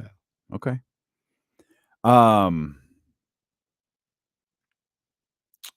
That really sidetracked us. What was that? Oh, it was about De'Aaron. So we were, we were talking and kind of going over this De'Aaron Fox thing. And I know a lot of people, including myself and yourself, a lot of us think that De'Aaron is going to play. Mhm. We all know beyond a shadow of a doubt, De'Aaron's going to do everything he can to play. But we've kind of, okay, this sucks. This is bad news. But we all think that he's going to play. All I ask everybody is if he doesn't, don't fault him for it. Yeah, absolutely. Like there's a number of things that could come into play that aren't about being a gamer, that aren't about, pain tolerant. Some of it could just boil down to he can't effectively do his job. He can't put this team in a position to win because of the restrictions that he has. So while I'm all for it, hell, let's try to will this thing into existence. Let's keep talking about it. I think De'Aaron's going to go. I think De'Aaron's going to go. But let's all be understanding if he can't. And be understanding that if he can't, it's because it's in the best interest of probably himself. But I'm guessing in De'Aaron's case, he's going to feel like it's in a better interest of the team to let Davion and Terrence and Malik and those guys kind of group handle that one spot and expect Keegan Murray, do what you did on Sunday. Kevin Huerter, I don't know where you've been, but I need Kevon. I need Red Velvet. I need that 40% shooter. I need that 200-plus made threes guy. I need you this game. We're going to have 18,000 people screaming for us. We got that on lock. There are some guys who have got to step up. We've got to do it. I said this perfectly. Kings got to do what the Warriors did. You got to have guys playing above their average. Not 2, not 3. You need to have 5 playing above their averages. And most importantly, you need to have Domas playing above his average. Yeah. Because he's well below it right now. Absolutely. And with that, at home, I still like where they are. So let me ask you the question that I threw out before the break. Has the last 2 games changed your opinion on this series? Not before this news. So the De'Aaron Fox news has a more bigger impact than anything on the court. Last night there was a question that somebody asked. It said, on a scale of 1 to 10, what was your confidence level of the Kings winning? Of the Kings, the way he worded it, it was like, scale of 1 to 10, what's your confidence level of the Kings being able to win the series? I said 10. Absolutely, they can win the series. I'm not shaken by that at all. If you would have said, will they win this series? Maybe it's a little lower. Maybe it's like 8, maybe 7. But I still thought they were going to win the series. Because it is so late in the series. Right now, I still think they can find a way to get 2 games. If Fox can't go, if Fox is hampered, I still believe that they can find a way to get 2 games. If this happened before game 1, they needed 4 games or 3. Like, I don't know. That's a lot to ask. I think they could get 2 games. I really do. So this Fox injury has had more of a impact on my confidence level than what we saw over the weekend. Okay. How about you? Yesterday's game had a little impact on me because one thing, and I've been thinking about this since the moment that shot hit the back of the rim. And I think we even discussed this, maybe not you and I, but I was discussing this with some people at Sky River Casino. I can't help but feel like the Warriors took a haymaker from the Kings. Stick with your boxing analogies. I feel like they took a massive punch from the Kings, and they just took it. Just took the punch. Like the Kings threw what they had at him. You finally got something going from Keegan. You had a solid performance from Davion. You had a solid performance from Malik. You had your bench again outplayed theirs. You had 38 from De'Aaron. You hit on not all cylinders, but a lot of cylinders. And the Warriors took it and won. Yeah, and I would say I would disagree. I didn't give him a haymaker. No? They gave him a nice punch, but you had your 3 starters one starter in Sabonis didn't do much of anything. So Harrison Barnes didn't play well at all. Kevin Huerter played worse than that. But how much of that is the story of the series, though? But like that's what I'm starting to look at is this series. Like I avoided the term hitting on all cylinders because they're not, and I don't know if they're going to. I don't know if they're going to hit on all cylinders at any point in the season. Doesn't mean they can't win 2 of the next 3 games. It means there's whether it more likely, in my opinion, at this point, I think it's going to be Domas. I think you can continue to get quality, really, really quality minutes from Malik and really, really quality minutes from Davion. Davion feels like he is in a groove in this series. Probably make the argument with the exception of game. Malik is too, with the exception of game 3. Malik is too. But whether it's like, I don't know that we're going to get the game where Harrison, Keegan, and Kevin Huerter are all playing well. I don't know if that game's coming. But it might not be coming, but you don't need all of them to play well. Really what happened last night was the points were just allocated differently. Like Harrison Barnes has had 17, 19-point games while Murray and Huerter combined for 5, right? Last night, Barnes, I think, had 7. Keegan had 23. Huerter gave you 2. We're thinking like, oh, we got the Keegan Murray game. Well, Harrison Barnes didn't show up. Harrison Barnes 1 of 6 from beyond the arc. So at the end of the day, the points were just allocated differently. And you're confident you can get all of that. All you need is 2 of them and Sabonis. Like that's part of the equation too. I don't need Sabonis to go crazy, but he's played below his averages. Play at your average or above that, and you get. In this particular case, if Domas scores his average yesterday, the Kings win by 2. They win, and you still have Kevon not playing good. You still got Harrison Barnes not playing good. All you did was, like I said, the points got allocated a different way. Instead of Harrison, it was Keegan who hit it that day. If Sabonis is playing at his averages or above, you win that game, and that's why I said it's a good punch because Davion played really well. You know, Fox had his 38. It's a good punch. It's not the kitchen sink. It's not everything they got. I feel like the Warriors. No, and again, I didn't say everything they have. I didn't think it was a haymaker. I thought it was just a good. They played a good game. I disagree. Okay. They played good enough to win. They didn't win, but there was a lot of holes in that game. Poole plus Clay plus that Steph. That feels really, really problematic when we don't know who can match that outside of De'Aaron. Right, you don't know if it's going to be Malik or Keegan or Terrence or Domas or who. Like you know it's De'Aaron, right? Conversely, you know it's Steph. It's probably Clay, who's had a good series. You talk about playing your averages. It's what he's been all year. But now you got Poole cooking a little bit. It becomes, man, that's tough. And this is what I would say. Maybe I'll flip this on the other side. That I think that's the best Warriors you can get. Obviously, Steph, instead of having 36, could have 46. Like I know he can have a higher point out total. Yeah. But I mean, you got everything from everybody yesterday. You got your Wiggins game, you got your Clay game, you got Poole. Draymond had 14 that we probably won't ever see again. Like you got everything. And if I'm the Kings, you won by 1, and I had 3 guys that didn't show up.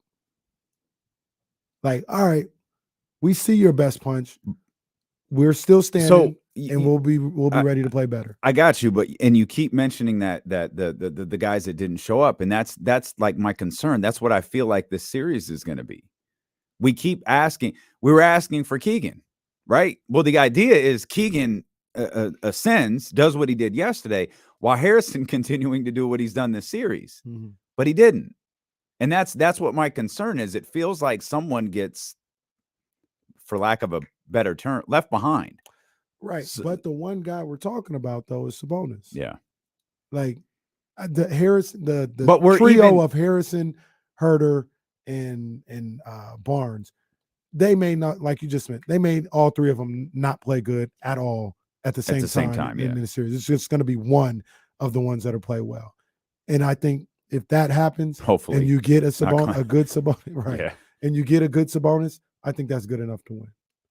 So I'm not saying you need a good Sabonis and 2 of those 3 playing well. Like I think you just need one of them to play well, which we've seen that throughout this series, and you need a better performance by Sabonis, and I think that's enough to win. You didn't get that last night. You only got one of them playing well, and Sabonis not playing good. And what throws this whole conversation kind of into flux here is, and you tell me if you feel different. The Kings, probably regardless of De'Aaron's status, like De'Aaron almost certainly is going to be hindered somehow, whether it's in his effectiveness or just even more simply in his minutes. Mm-hmm. Probably moving forward for the next, whether it's 2 games or 3 games or however long the series winds up going, you probably need a different game from Sacramento.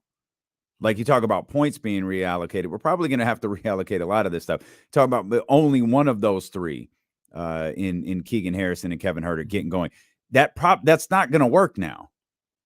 Yeah. Because of where De'Aaron is at with the fracture in his shooting hand and in the finger. Again, regardless of whether he plays or not, you're going to need more. It can't be one of those guys. Mm-hmm. It's going to have to be 2. It might have to be 2.5. Like maybe you don't get a big outing. Maybe you only wind up with 9-10 points from Harrison, but you wind up with 9 or 10 points from Harrison on 4 or 5 shots. That reads differently than the 1 of 6 from 3 that you just mentioned a minute ago.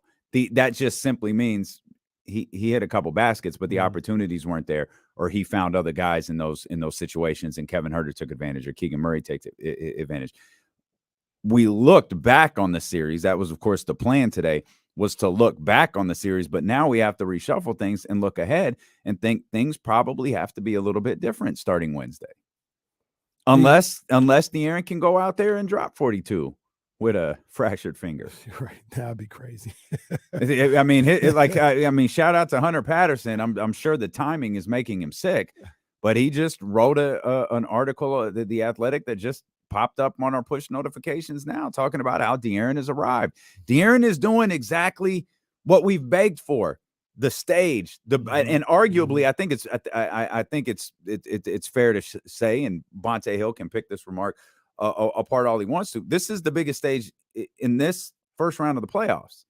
This is the biggest series. It's been the most entertaining.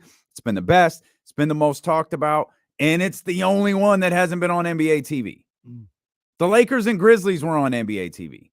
The Celtics were on NBA TV. I don't think the Lakers got on NBA TV. The Lakers and Grizzlies weren't on NBA TV game 2? No, that was on TNT. 3? 3 was Saturday. Oh, 3 was Saturday. Point being, but I'd argue this is the biggest. This is the best one. This is sure, and this has been high profile from opening night. And he's done everything we've asked. He's taken that same step that Ja Morant took, that Donovan Mitchell took, that Jamal Murray took, that all those steps that those guys took in the postseason that ascended them to a different status. De'Aaron Fox has done that here in this first round series. Now this can add to the legend, certainly if they're able to win this series with him playing with a fractured freaking thumb or a fractured freaking finger, as Kurt Angle might say. That'd be crazy if he's able to put up the same numbers. No, that'd be absolutely or insane. Even close to it, really. Yeah, that'd be absolutely like if he plays, insane. I'd be impressed with 21 if he plays. You know what I mean? I honestly, we didn't mention, I don't think Kobe did that. I don't think Kobe went out there and put big numbers up when in the immediate aftermath of that. Yeah, I don't know. I'd have to look at that because I know eventually he started killing. Eventually he did. Yeah, because he did this early. Didn't he do it at the beginning of a year? A beginning of a season? I can't remember. I want to say it was around January, but it could have been beginning of the year. Could have been. Okay, January's okay. It's not. That's not the beginning, but it's. But I know what you mean. I guess it wasn't. It wasn't at the end. Yeah, and I know it wasn't in the postseason either. So, right, Jesse. In 2000, when he had the broken finger in 2010, he injured that December of 2009. There you go. All right. Well, we'll start looking at his game logs from December of 2009 and see what I remember reading an article about that, and like I said, it's a different placement. But I remember reading an article about how Kobe had to shoot the ball different, had to get a different backspin off the shot. Chuck Person was a coach for the Lakers at the time and was teaching him a different way to shoot with that. And like I said, it was a little different because Like you mentioned earlier, it was around his knuckle and not at the tip of his finger. But even with that being said, I don't think Kobe like shot with the index finger on the ball. I think that was the crux of the story. Like he took that index finger off the ball when he shot, and he just shot with the middle ring and pinky a little bit. That was a Sports Illustrated story. This is wild. Hey, Jesse, do you have the date? Do you have the date that he heard it? Let me double check. Okay. Because I'm just looking at his games in December. Bruh. I just need to see. His games in December are absolute. Like I can guess where it happened, but the game logs for Kobe around this finger injury are kind of wild. There's a 42, a 39, a 28, a 28, 40, 35, 38. These are all in the month of December. 34, 44, 39. Oh, like he had a game versus Minnesota on December 11th where he scored 20. The following game against Utah, he scored 16. Played 34 and 36 minutes respectively. From what I see, December 12th, 2009. That's when he heard it? That's when he heard it. So that was 16 he scored 16 versus Utah. The next night, he scored 42. December 12th. He scored 42 the next night. That's ridiculous. That is absolutely absurd. And then I'm looking at this. Okay, yeah, it was the same thing where he never got surgery on it. And then there was an article came out where he said his finger might not ever be the same again. Didn't seem to bother him. But once again, it was on the knuckle. Mm-hmm. So yeah, they both are terrible either way. But I just feel like it's a little different. It's a different adjustment than that. I don't know how Fox is going to do it with on the tip, and he's going to have like a bandage on it, and he can't feel the basketball with the tip of his bandage Fox. The irony over his frustration with the Band-Aid. Bandage Fox. Well, you know what's so crazy? I don't know how that's going to happen. He's going to be a beast for even trying to play with that. That seems it's tough. So crazy. We're talking about that much real estate. Mm-hmm. Sorry to the radio audience. We're talking about a very small amount of real estate. Like it's not your knee. It's not your whole lower extremity. It's not your hip. It's not your wrist. It's not your. We're talking like this much. I'm gonna tell you this though, that there's anybody that would have that quote unquote Mamba mentality. I'm very confident saying De'Aaron Fox would. De'Aaron, like you continue to say, I agree with you 100%. If he can go, he's gonna play. He's gonna play. I agree. If he can go, like if he's going through there and like there's no real pain there, there's gonna be some discomfort and some pain, but nothing that he can't handle, he gonna give it a go. He gonna play. He's tougher than a $2 steak. This is the moment that he's been waiting for, and I don't think just a little discomfort is gonna keep him from this stage. If he can't go, it's gonna be like real pain. Like there's nothing I can do. I don't think. If he's looking at it, he's like, man, it's uncomfortable, but I can tolerate it, he gonna play. So if he doesn't play, it's like really real. Yeah. We'll come back. We'll talk more about the Kings. We'll talk more about De'Aaron Fox. We'll talk more about this series. And we've also got the playoff push presented by Michelob Ultra, all on the way here on Sacramento Sports Leader, ESPN 1320.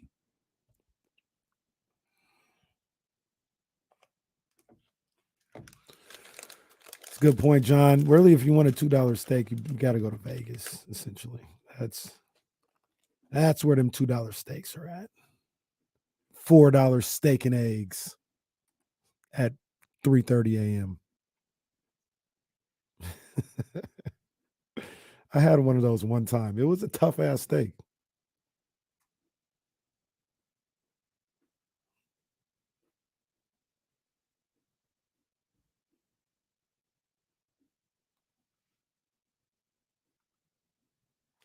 Oh, yeah, I'm about to push this thing up early, man. You see, I ain't got no clothes on today. I got you. Oh, is it? I didn't even notice. It was cold in here when I walked in. Damn, it went back down again. I told you that thing doesn't work. It's possessed.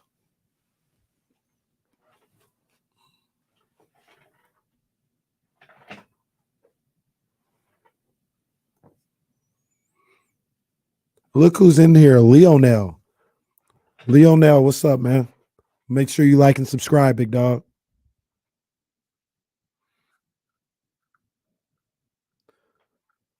Let's be perfectly clear. Some people have been worried about, some Warrior fans worried in here like, oh, I want them to play, because if not, they're going to have an asterisk on it. Look, man, we all want them to play. We want to see the best beat the best. I understand that. Don't get it twisted. There is an asterisk. He can't go. There's an asterisk regardless. The guy's got a broken finger. It is what it is. It is what it is. It sucks. Those are the breaks. You guys try to put an asterisk on the Raptors championship all the time. Like, it just is what it is. They try to put an asterisk on the Cavs championship because they said Steph wasn't 100%. I mean, I don't think they acknowledged the one in 2015 either. I mean, Kyrie and Kevin Hunt over. I don't. The Asher stuff is stupid. I think. So that it goes both ways, guys. It goes both ways. Just the reality of the situation. Still think the Kings can win the series.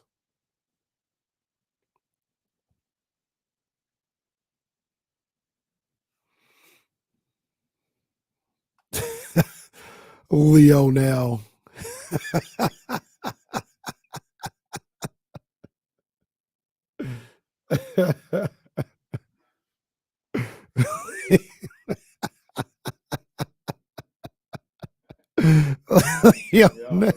Leo now.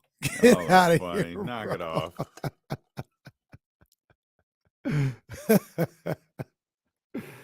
Leo now is a clown.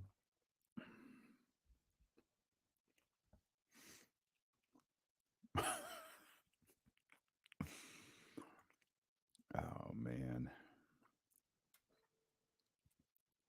Drew Down told me the story of creating his username, and it made me laugh. It made me laugh for 5 minutes. I admire it, too. Got to write it out. Got to see it all the way through. Ramsey twitching. Just waiting for the green light. Oh, he's just waiting. Waiting for us to call Chris. Leo now gets to stay.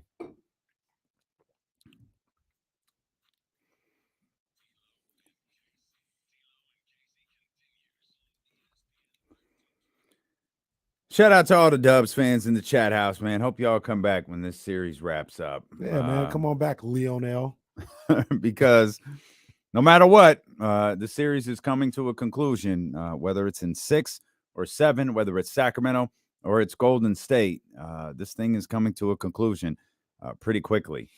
Obviously, we're all distraught over the news regarding De'Aaron Fox. That happening, of course, on a day 2 where Sacramento doesn't have any media availability. Not that I'd expect them to say much today regarding that injury if they were available, but we'll just have to be left in the dark here for 24 more hours before we get an update on De'Aaron. And again, I'm not sure how big of an update we're going to get tomorrow when the Kings do have practice. I do want to hear from Mike Brown, though, and I want to play this sound for you from Mike Brown last night.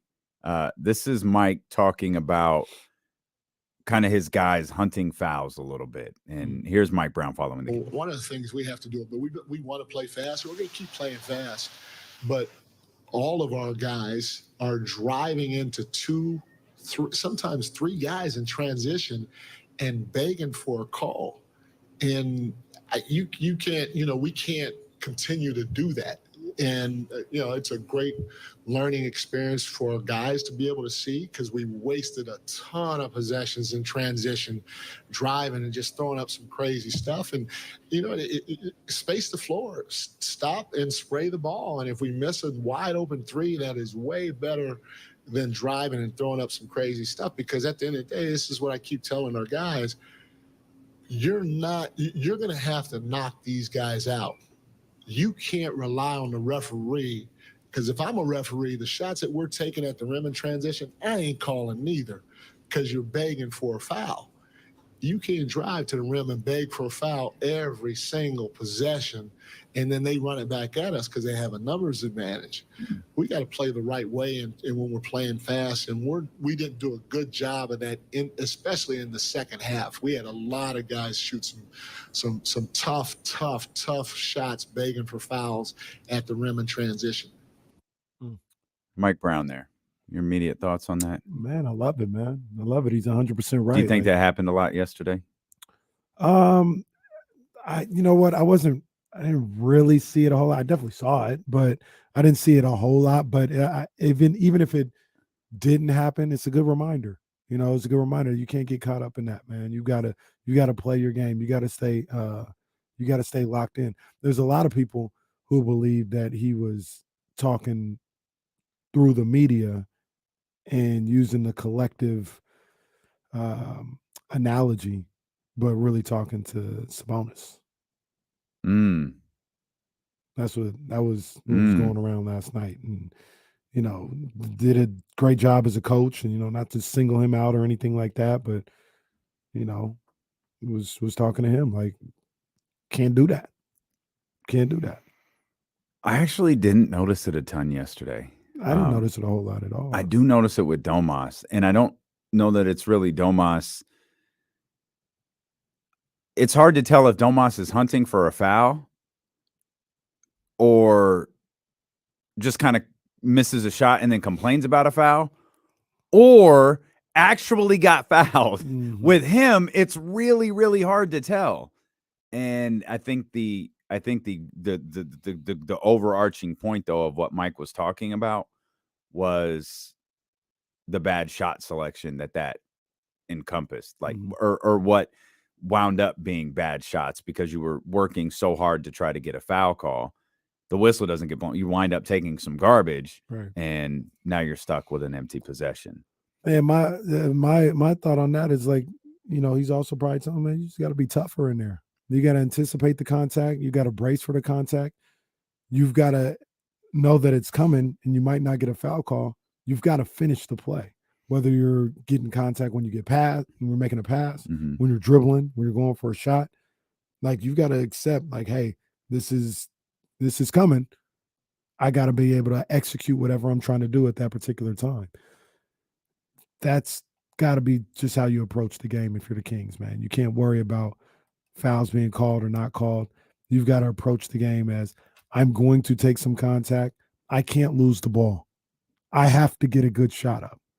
I have to. Mm-hmm. You know, there was a play late in that game, or probably, I don't know, 4 minutes left, where Kings were down 1 and Sabonis has the ball in the lane, and Draymond just rips him clean. And it looked like Sabonis was gathering to make a pass. You gotta make the play, man. You can't get ripped there. You know Draymond, you know he's gonna reach. You know he's gonna go for that. Mm-hmm. You can't lose the ball, man. Can't lose the ball.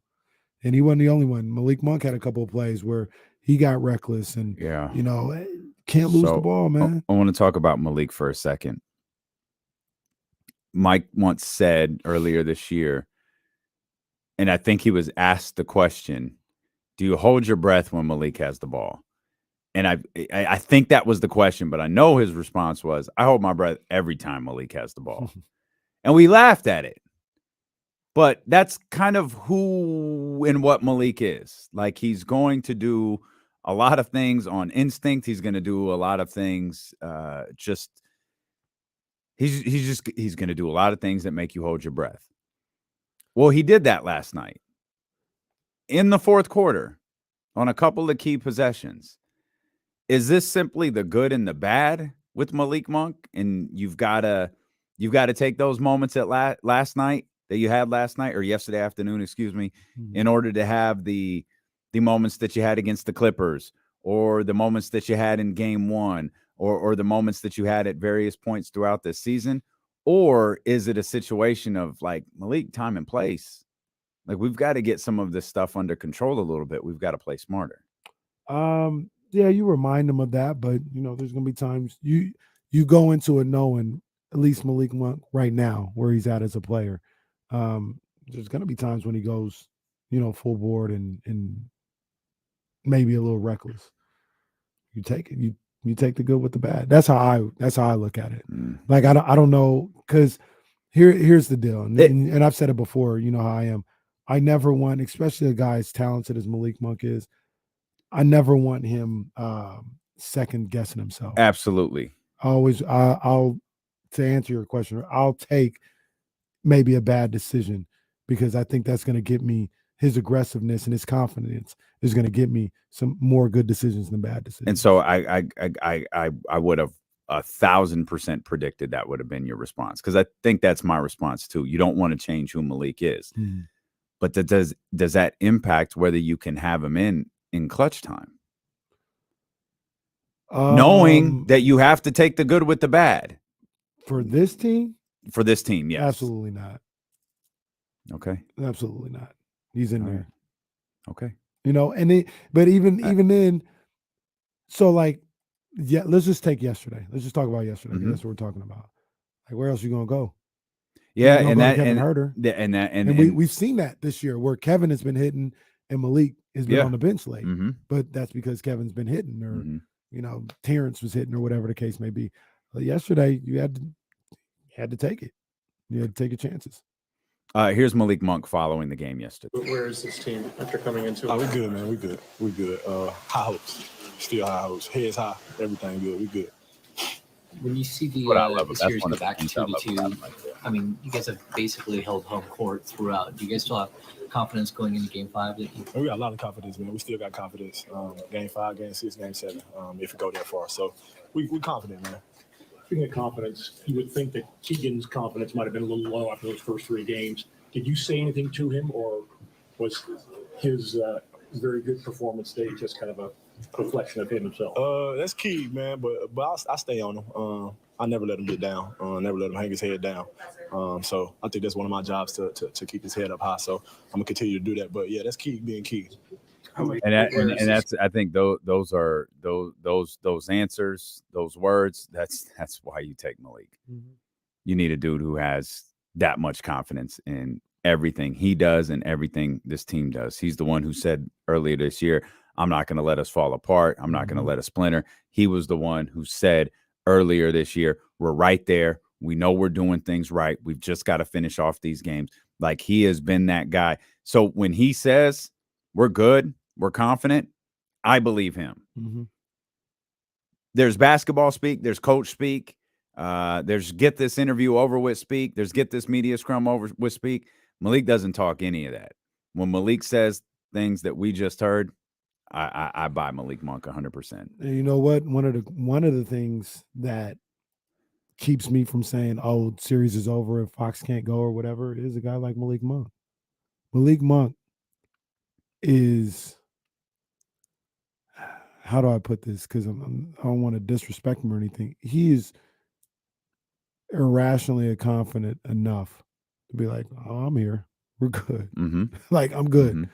What you? Oh, Fox 30 a game. That's pretty close to what the line was at the Clippers, wasn't it? Right.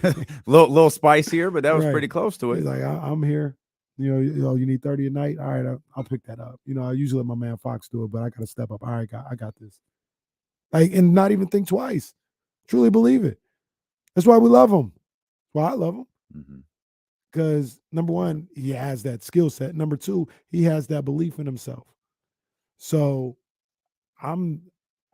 if Fox can't go, or if he's, hampered, at the very best, it seems like, just hampered out there.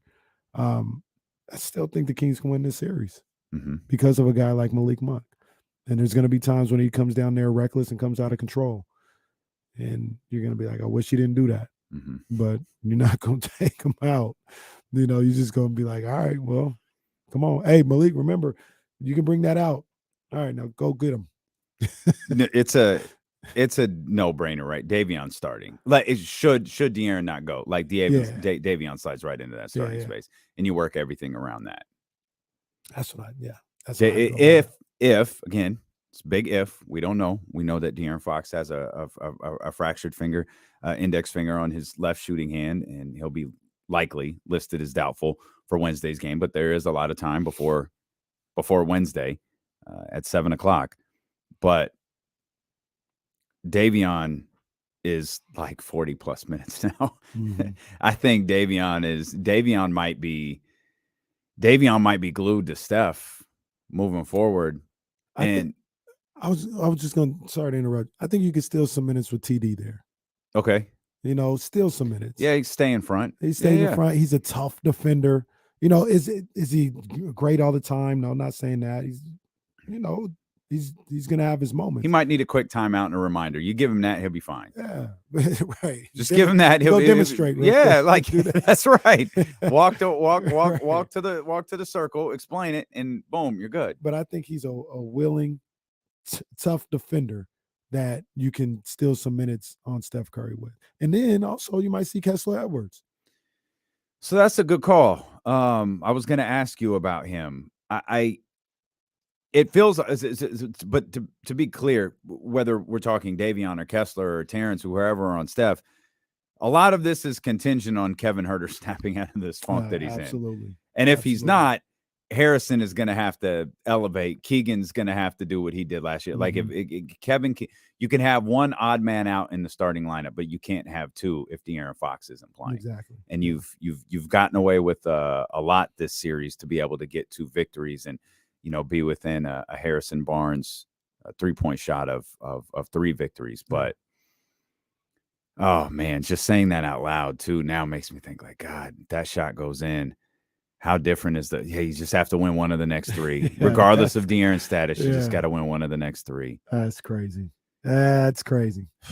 Kessler Edwards, before we get lost on that, a guy we haven't really seen this series. We know he has length and defensive ability. I like the idea. I'm not sure how. I'd be curious. We haven't seen a lot of in De'Aaron's availability, be it to play period or how long he plays. It could impact some of Mike's decisions. We'd wonder if he would kind of sprinkle in some things, mess around with some things. We've talked about Chimezie Metu a lot. Kessler Edwards was a guy who we thought might fit this series, and we haven't really seen Mike do that.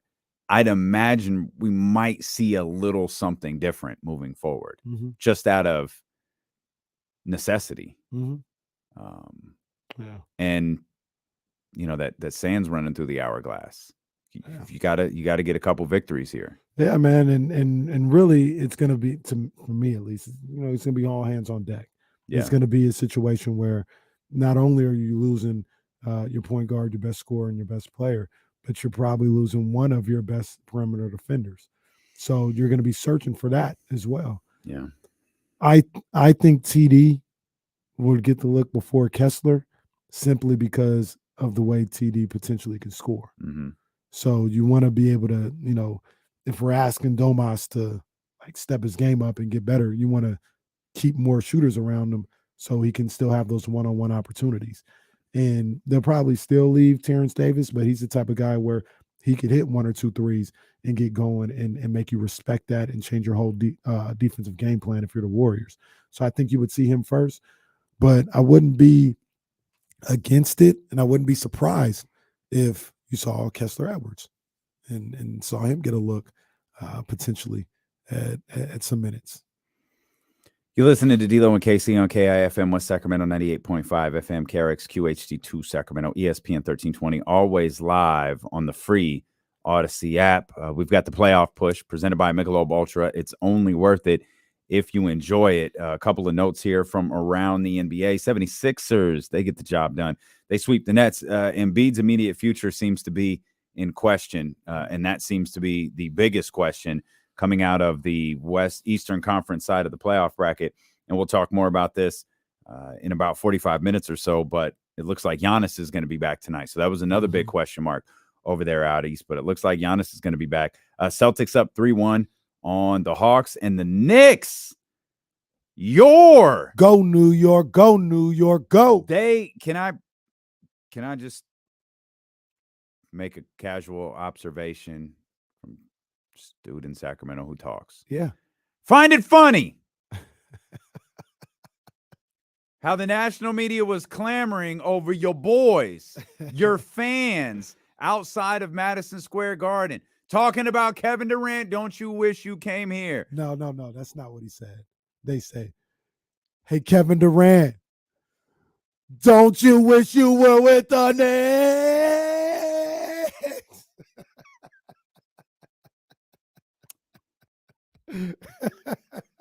Okay. Then they got Donovan Mitchell yesterday. Got Donovan Mitchell yesterday. They're having a great time. And I get all these push notifications about how the New York Knicks fan base is turned up.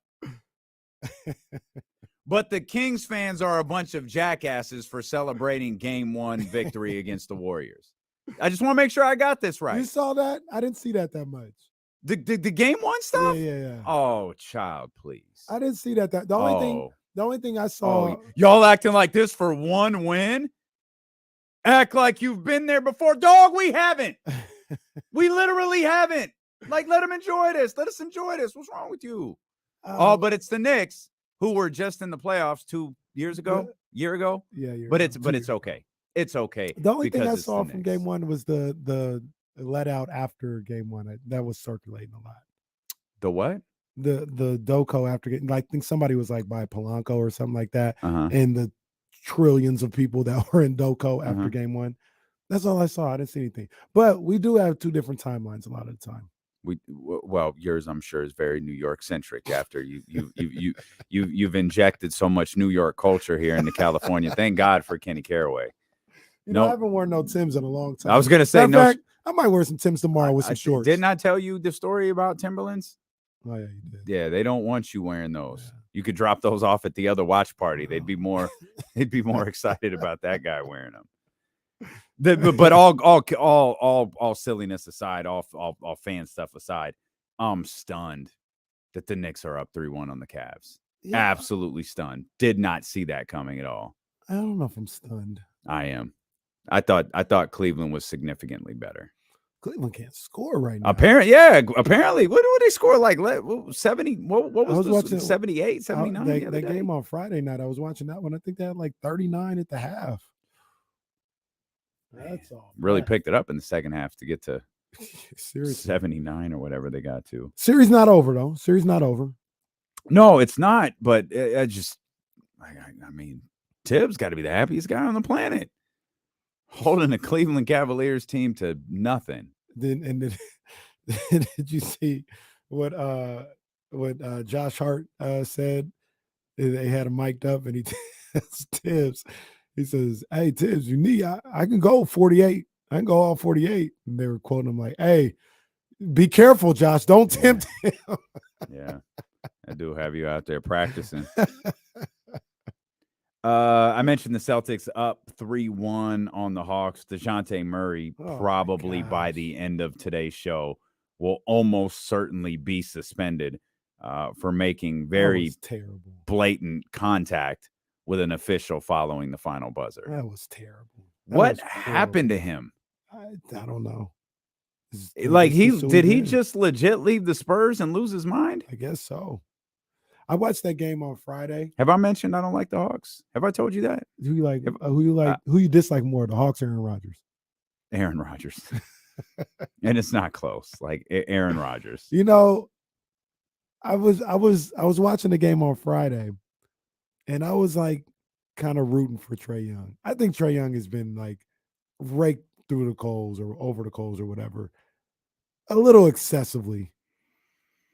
In the second half of this year, and then especially in like the first 2 games, Trae Young, good ball player, and he showed. Well, has anyone said he's not? Yeah. Really? Yeah. Oh.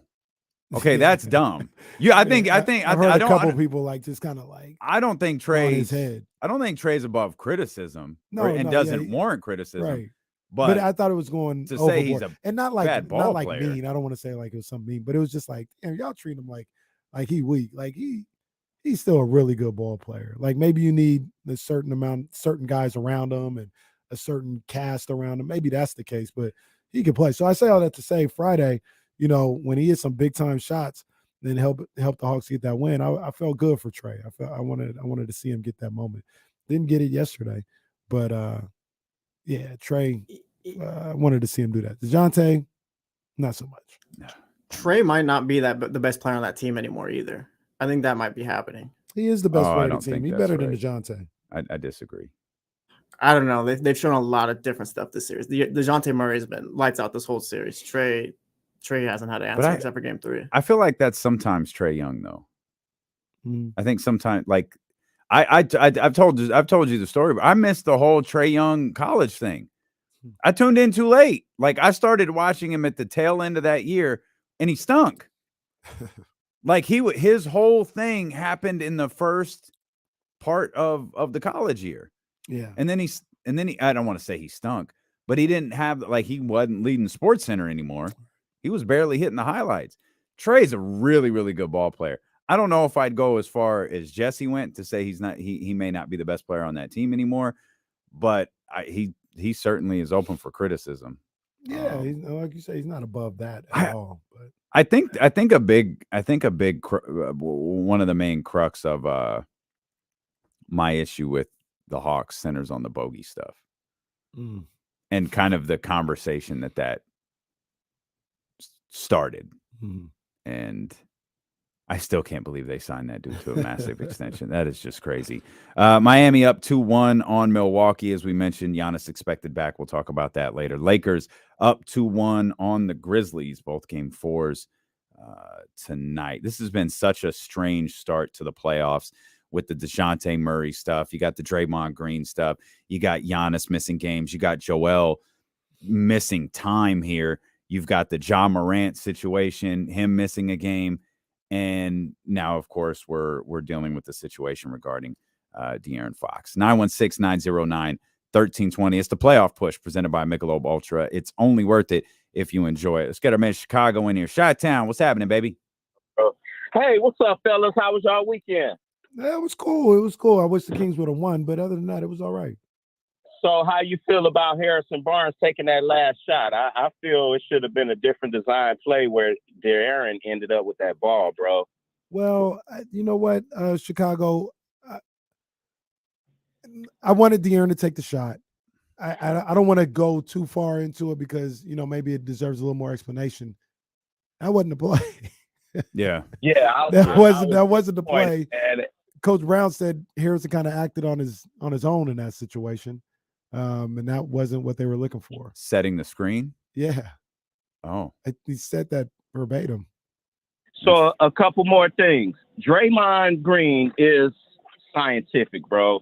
For that couple days after he did that stomp, all we talked about was Draymond. I listened to y'all. I didn't call in because it was just so intense, that I just was listening. But, he got a podcast. Draymond is smart, man. And that dude is, when he blocks the bonus shot, my heart fell out, bro. I wanted to go to sleep. I just wanted to go to sleep for the rest of the day. And so not off track with basketball, but the Jets acquired Aaron Rodgers. How y'all feel about that? And why is Brett Favre not locked up? You know what? That's a great question. That's a great question. That's a great question. Yeah, I don't care nothing about Aaron Rodgers playing for the I would say this: the Jets. Watch out! You know how I feel about Aaron Rodgers, but I'm not going. I know he's good. He's better than Zach Wilson. No, he is, and they were a game out of the playoffs. I'm not going to watch out. I don't care nothing about that man or what he does. Yeah, my football hours are August not to open February. yet. Yeah, we ain't open yet. For I'm gonna treat Chicago and Adam Schefter like red. My football hours are August to February. Okay. Well, this might be the most anticipated 13th round in recent memory. So head over to youtube.com/ESPN 1320. If you're not, we'll come back. We'll talk more Kings basketball. We'll talk more playoff basketball. And, of course, we'll talk a lot more about De'Aaron Fox. It's Dealing with KC, brought to you by Sky River Casino here on Sacramento Sports Leader. ESPN 1320 rolls along. Yeah. Get ready for this one. Yeah.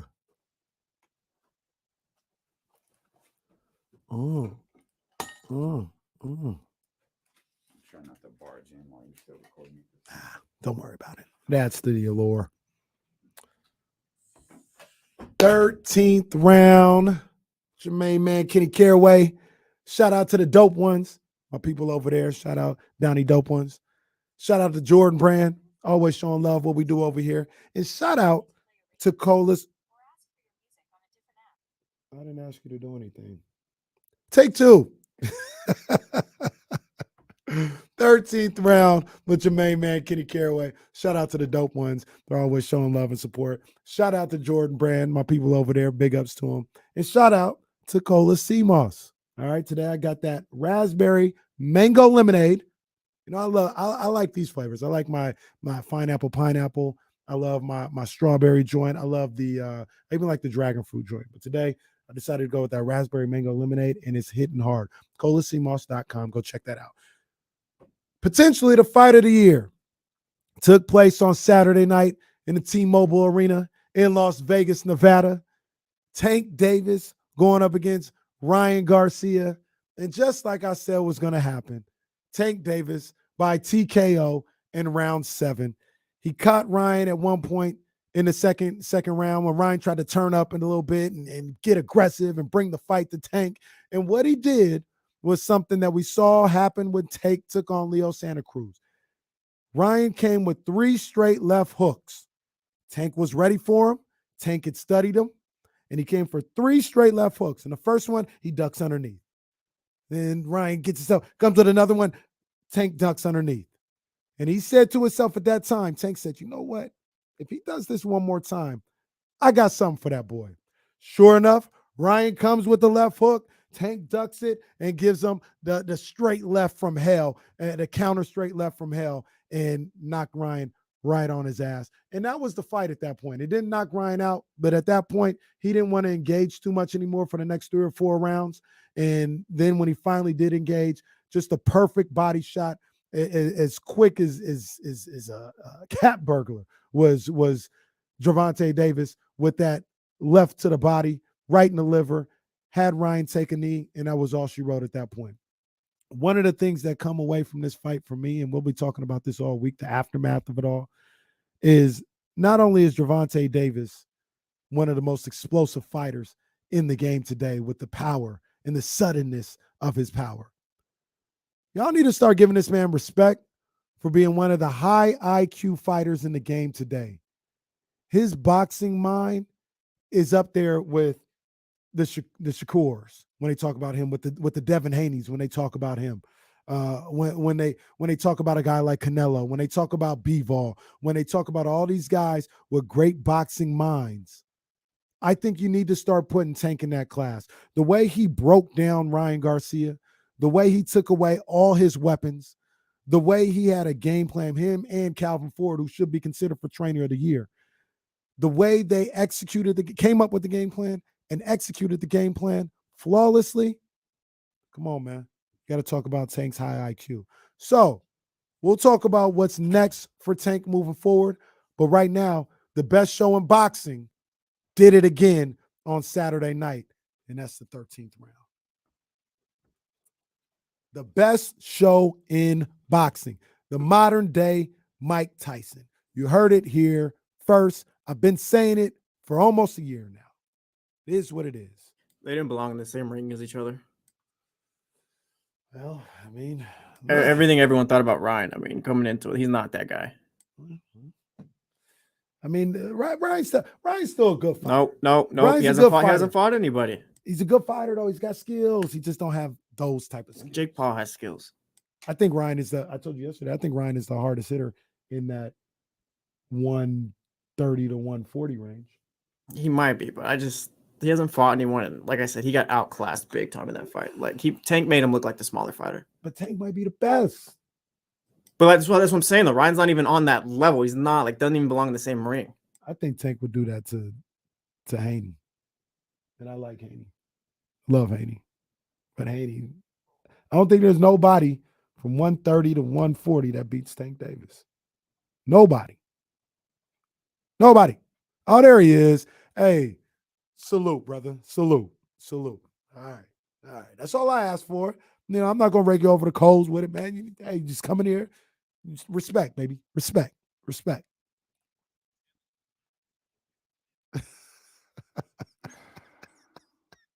No, we got him. It's nice he wants to talk to me.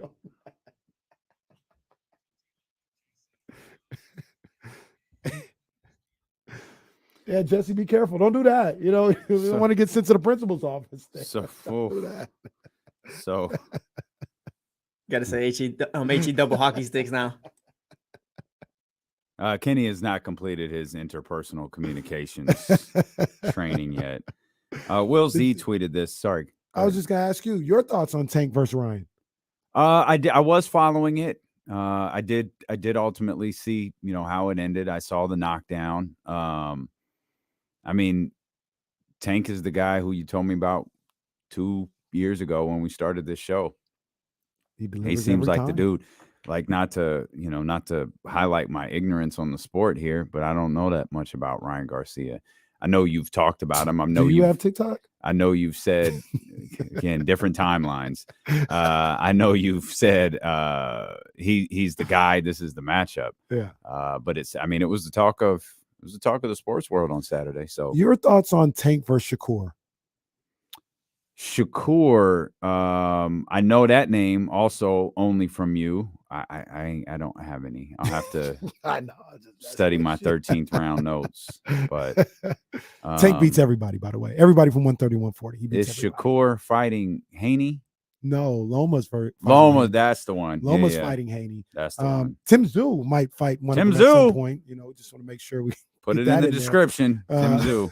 But yeah, nobody beats Tank from 130 to 140. You heard it here first. And I like Shakur and I like Devin, but nobody beats Tank from 130 to 140. Nobody. I know Stanley wants to yell at me regarding something, Uh-oh. but let me read this real quick from our man Will Z. We played that sound from Mike Brown just a minute ago, and him talking about taking bad shots, forcing or trying to bait a foul. Mm-hmm.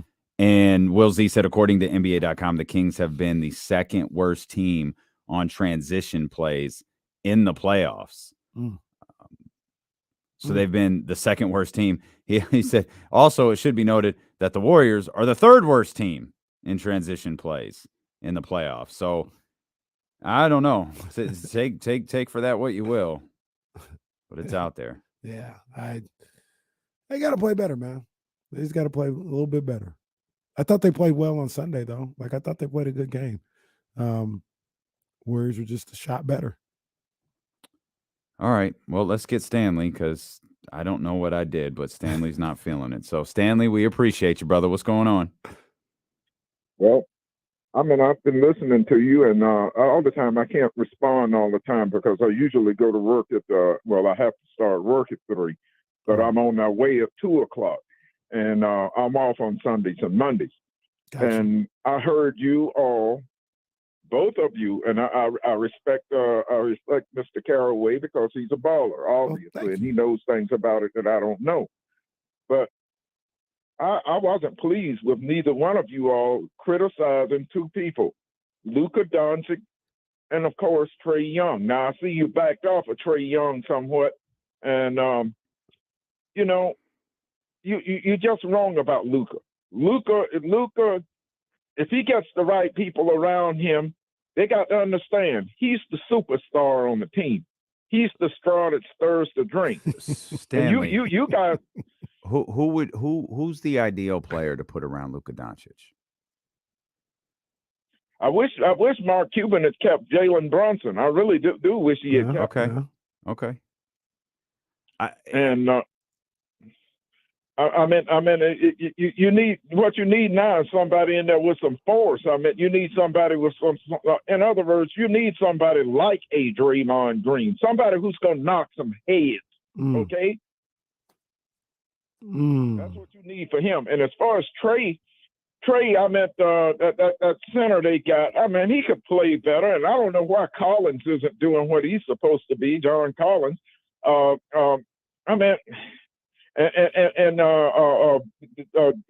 that came over from the Spurs, DeJounte Murray.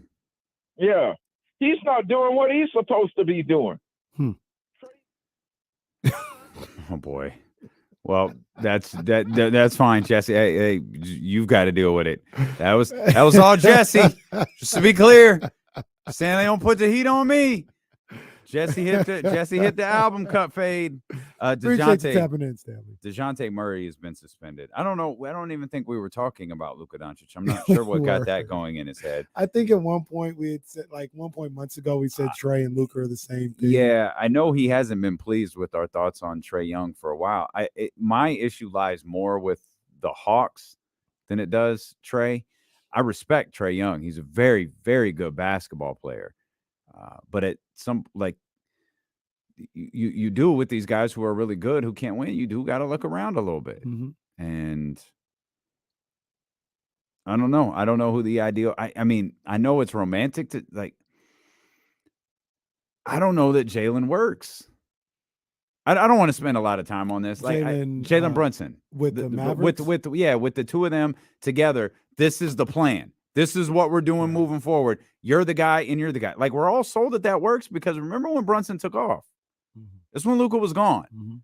So we're just I don't think it's out of pocket to say this. How is this different than De'Aaron and Tyrese? De'Aaron and Tyrese, you could get something out of both of them. You separate them. Look at Jalen this year. Luka's does what he always does. I don't know that you get some dynamic duo when they're together. I think you have a bunch of guys compromising. It's the faults with Kyrie Irving. The bigger issue is the team. The team is bad. The team is bad. Also, and I don't know. Maybe it's just bad timing or whatever. But the Luka played with a big man. That didn't work either. They ran Porzingis out of there. Yeah, because he couldn't get him involved. Porzingis had a solid and blamed season. him Exactly. Had a solid season in Washington. So I don't know. I don't know what to do with Luka. Man, it's a busy NBA news day. Ime Udoka, new head coach, Houston, for the Houston Rockets. Man, my two immediate thoughts. I'm so sorry for that brother Sam Cassell. I wondered when his name was floated out there. Is this kind of a cursory thing, or is he really going to get a shot? I think it was a cursory thing because we've heard Ime Udoka's name referenced for a minute. Now I got a bunch of things popping in my head. Ime Udoka is not Nick Nurse. No. And that was out there for a few weeks. But Ime Udoka back in the NBA. He'll be the head coach for the Houston Rockets. Very, very, very, very different team than the one he took over when he took over for Brad Stevens as the head coach of the Boston Celtics. Yeah. Very different team at a very different time in their careers. They got, shout out to Woj, by the way. I think that was Woj. Good for Woj. He got one. Back in there. You got him. Yeah, they're gonna have to figure some things out in Houston and have some patience because they got some young guys that are really talented. Yeah. When you talk about Jalen Green, when you talk about Jabari Smith Jr., they're gonna have another young guy may have the young guy. They had the worst record in basketball, didn't they? I think Houston had the worst record in basketball, so they may have the young guy coming into play. And I think they got a lot of cap room, if memory serves me correct. So all that's not going to happen in 1 year, but you got a guy like Ime who commands respect. At least he did when he was in Boston, and can work with these young guys. And maybe he can mold something for these guys coming, in the next year or two. Get them into the postseason as soon as possible. Was it Brooklyn that Ime was tied to? Do you believe that the league stepped in on that? Because wasn't that the thing? There's so much chaos around Brooklyn right now that there was a report, or maybe it was just a rumor, that the league said, don't do this. Don't add more to this. Because I think the Kyrie stuff was hot. Yeah. Obviously, Steve Nash had been fired. Do you think that's real, or do you think that's just a rumor? I'll get off the fence on there. I believe it. You do? I believe it. I don't know how, feverishly I believe it. How I know this happened, but I absolutely could see it happening where, this was early on in the NBA season. Like it just had happened with Ime, and you're gonna, can your coach and bring him in. That seems like a lot, and it seems real quick. Like you said, also had the Kyrie stuff going on as well. And then at the time, it felt like, I think another thing about that was Jacque Vaughn had started doing a good job with them. Well, I feel like this was really, really early. Yeah, maybe. I just feel like it was really early. Also, to your point, that was before the season. They were talking about Ime to Brooklyn. It was while Steve Nash still had the job. Yeah. And there was rumors out there about that. Yeah. It was like during training camp, like days after Ime Udoka was fired. Yeah. Interesting. Well, Ime Udoka is back in the NBA. He'll be the Houston Rockets head coach. If you want to get in on the phone lines, 916-909-1320. If you disagree with something we said several months ago, please feel free to call in and let us know about it. Again, 916-909-1320. We welcome all of those watching on Twitch and YouTube. We greatly appreciate you. We hope you'll hit the subscribe button and thumbs up as well. I asked you earlier if the Warriors took the Kings' best punch and walked away with a victory. Flip it. Did the Kings take the Warriors' best punch yesterday? I think they did. They did. Okay. I think they did. I don't think the Warriors can play this group of Warriors. I don't think they can play much better than what they did. You're not frightened about the impending Game 6 Clay? Oh, Game 6 Clay. Oh, Game 6. Just asking. Clay played really well yesterday. Yeah, but that's it. Clay's played really well the whole series. Yeah, Clay hit some shots yesterday where there was no defense. Like, not saying there was nobody there. It's like there's no one who defending that shot. Yeah. Like, that's an amazing shot that damn near only Klay Thompson seems to be able to hit. So I think they played their best. Now people will get upset. Warriors fans, Dubs Nation, will get upset when they hear me say that. That doesn't mean they can't play like that another 2 times. They can play like that again. I'm not saying like that's the best they'll ever play. No, they can. Maybe they find their groove, and now this is how they're playing for the rest of the series. But I don't think they can play much better than that. Once again, can Steph Curry go for 48 instead of 36? Absolutely he can. Can Klay Thompson have a higher scoring game? Sure, I'm not disputing that. But as a collective, I think that was their best punch, and they won. I mean, Steve Kerr is trying everything. He's trying everything that he can to get through this series, playing Steph Curry 40-plus minutes every single night, messing with the lineups. And, Draymond comes back and, saying that Draymond's coming off the bench, and they'll, cover that up to make it sound a different way. But he's trying everything that he can to get them through this series. And I thought yesterday was the best they could play. Andrew Wiggins has been really good this series. Like we knew so much of this series rode on what Andrew Wiggins would be able to do. And he's been really good. One thing, this is where this isn't conspiracy, by the way. We understand how this stuff works. I think the schedule has really benefited. I think it's benefited Andrew Wiggins, and I think it's benefited the Golden State Warriors as well. If the Kings are able to win on Wednesday, I think the way the schedule shakes out favors them with the Wednesday, Friday, Sunday, every other day until this thing ends, be it Friday or Sunday. Yeah.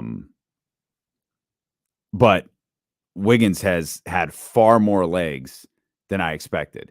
I know how springy he is. I know how fast I know all of the things that he can do, but he's been able to sustain it far longer than I thought, especially after looking like Game 1 got the best of him a little bit. To recover as quickly as he seemed to, and part of that may be in part of what may help that is that he didn't really have to do it in Game 3 because the Kings were moving so slow in Game 3 that the pace of that game was so slow in Game 3, and that game ultimately got kind of out of control there, a little bit out of control there at the end of the game.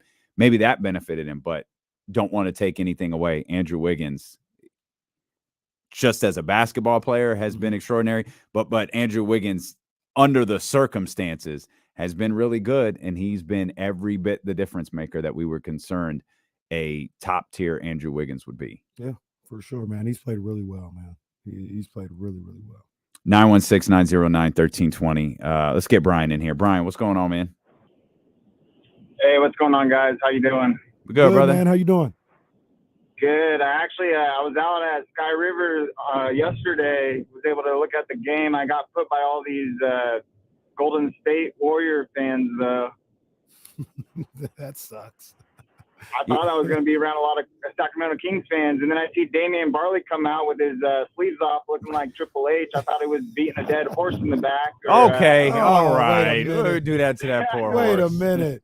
You should. I don't know where you were at. I mean, there were Warrior fans in there, but there wasn't like a gang of them. You should have just came where we was at. Yeah. Hey, guns out, guns out. Well, you should have just came where we was out, man. I don't know where you was at. We was right there. It was fun, man. I just think they're a young team, and if they were a seasoned team, they would have done better with the crunch time. I would have rather seen somebody other than I wish Fox would have taken the last shot, but I understand you mishandled that. But we appreciate you, Brian. Thanks, man. Thanks for coming out to the watch party. Next time we tried to remove those things that those separators, so people knew that they could just come hang out up like at the front. Also, the place was at capacity, so if you wanted to like sit down and eat, like you had to be you had to be somewhere. You got to go where you got to go to and that's ultimately what it came down to. We controlled a lot. We were able to control a lot at the beginning, and then so many people got there. It was just kind of like get everyone in wherever you can. Let's get Jamil here on the line, 916-909-1320. What's up, Jay? What's up, boys? What's going on, big dog? You guys, man. I just want you guys to try to make me feel a little bit better, man. I'm a little down, man. The sun's out and I feel blue. Yeah. You know what I mean? No hey, Steph Curry calling that timeout with no timeouts, man. I mean, is that guy just gassed? I mean, I think that's the first time in his career that he does that. I mean, like you guys were just talking about, did they just give us their best punch? Is that a sign of them giving us their best punch with him calling that timeout with no timeouts? I mean, he damn near gave away the game. You know what I mean? Yeah. So I just want you guys to make me feel a little bit better about this, man, because a couple of my boys out here, a couple of Sacramento fans, man, we feel like these last two games we kind of let get away. Oh man, I mean the game 3, I mean the Kings just got outplayed. They got outworked in that one. Game 4 was a good game. Warriors came away with it, but that's the playoffs, right? That's the playoffs. That's what happens. You're going to have situations like that, especially when you're talking about both teams taking care of business on their home court. So that's where that comes from. Now, if you're worried about De'Aaron Fox and everything, I understand being upset about that, but I'm on record as saying I think the Kings still have enough to win this series. I think now they're going to have everybody step up and play, as good as they possibly can play. But we've seen it during the season. They're capable of it. Davion Mitchell has played really well in this series. Malik Monk has played really well in this series. They're going to need something from TD. They're going to need something from Kevin Huerter, along with Sabonis playing better and Harrison Barnes playing better. So there's absolutely still a pathway to win this series. It's far from over, in my opinion. You got 2 games for sure, possibly a game 7. 2 of those possible 3 games are on your home court. Hey man, this is far from over. Well, and look at it this way too, Jay. Like all we heard after 2 wins at the Golden One Center was the Kings didn't do anything. They did what they were supposed to do. Mm-hmm. They won their 2 games at home. Okay, cool. Warriors didn't do anything. They won their 2 games at home. They did what they were supposed to do. Yeah. Like we could flip the script here real quick if we just want to use, like silly verbiage without giving the team credit. Go a step further, Jay, you want to feel better. There's only one team that has pressure to win on the road, and it's not Sacramento. There's more home games for Sacramento than there is Golden State. Mm-hmm. So if it just boils down to that, then it's only one team that has to figure out a way to win to win a game away from their home court. Obviously, Wednesday's game has been, thrown for a little bit of a loop here with the news on De'Aaron Fox and the fracture in his index finger on his shooting hand and all what this may entail. He's going to be listed as doubtful for that game. We're quite sure, and we're hoping in the hours approaching, maybe that changes. I'm confident no matter what the injury report says, he's going to be a game time decision. Mm-hmm. And I believe this falls primarily on De'Aaron Fox and probably an honest assessment of the coaches around him. If he can contribute and be effective, I think they're going to utilize him. I don't know that the 31.5 or 32.5. I don't know that it's going to be that guy. Mm-hmm. But if you can have De'Aaron there to take a little bit of weight off of Davion and Terrence And perhaps to the point you were just making, Keegan and Harrison and Kevin Huerter, great. What I'd really like to see is those other guys that we just mentioned, the Kevin, the Harrison, the Keegan. Those guys, Keegan did a great job yesterday. Keep that going. Now Kevin Huerter, Harrison Barnes, get back to where you were earlier in this series in games number 1 and games number 2. Kevin Huerter, get something going for the first time in this series. And Domas, play like the All-NBA player you're going to be here in a matter of a week or two. Be that guy, and I think the Kings are just fine. If I have this correct, the last time the Kings played this year without De'Aaron Fox in a real game, not anything towards the end of the season. If I have this correct, it was OKC. Remember, they had the 2 games in OKC. Fox did what he did in against the Clippers, Fox and Monk, 176 game. Then they had the 2 games against Oklahoma City. In the first game, the Kings won. De'Aaron does the windmill dunk. Then he's out the next game, and they win 123-117. 29 from Harrison Barnes, 22, 13, and 9 from Sabonis, 20 from Kevin Huerter. Davion had 15. Keegan had 13. Nobody on the bench had double figures. Trey Lyles had 9. Malik Monk had 7. Oh, that's it. 123-117. That's it. That's what you need. No. It's probably not far off the score either. Yep. Let's get Kamara in here. Kamara, what's going on, man? Hey, what's going on, fellas? First of all, I caught that shade early in the program. I'm not going to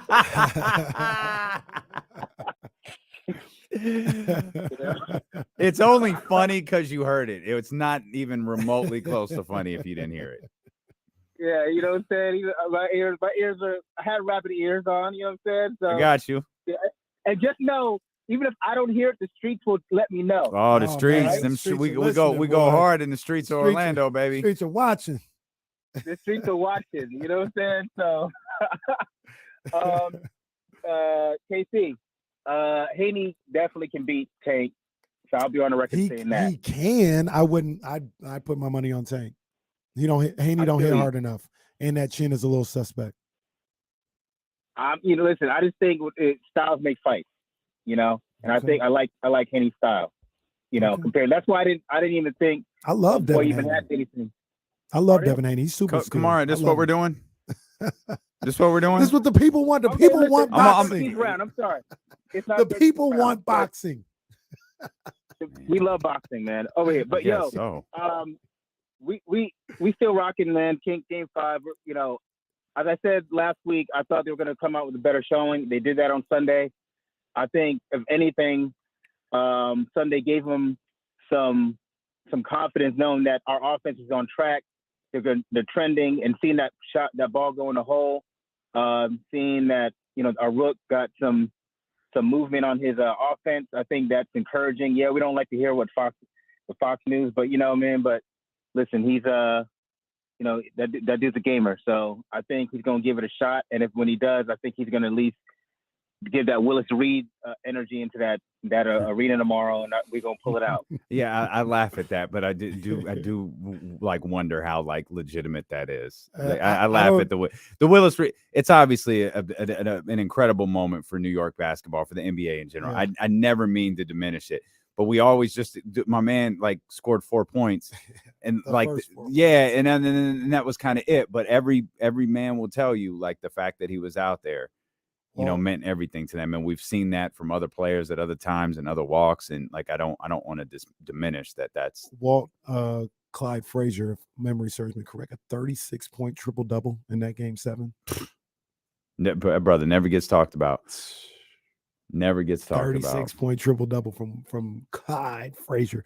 To that point though, I don't know how it would work if it's like the intros or whatever, but if he comes out of that tunnel, that's how they should do it. The team should come out or whatever, like, oh, we don't see Fox, and then like wait lights like go 3 out. minutes, and here comes Fox. Oh, bro, it's gonna go crazy. The lights go out and the gong hits. Hit him with one of those. We'll hit you with James Ham, our 1320 Kings insider. We'll get his thoughts on all of this when he joins us next here on D-Lo and KC, brought to you by Sky River Casino and Sacramento Sports Leader, ESPN 1320. Hey, you leave real quick.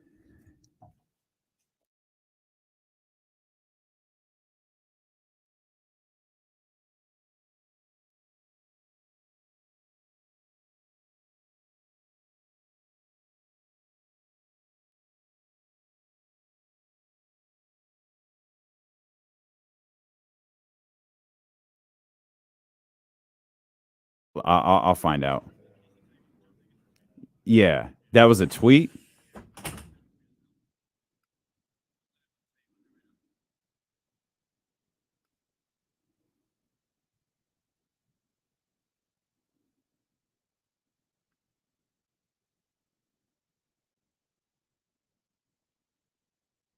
should pull this up on the main screen. Let me put this up on the main screen. Hang on, guys. We're all gonna listen to this together.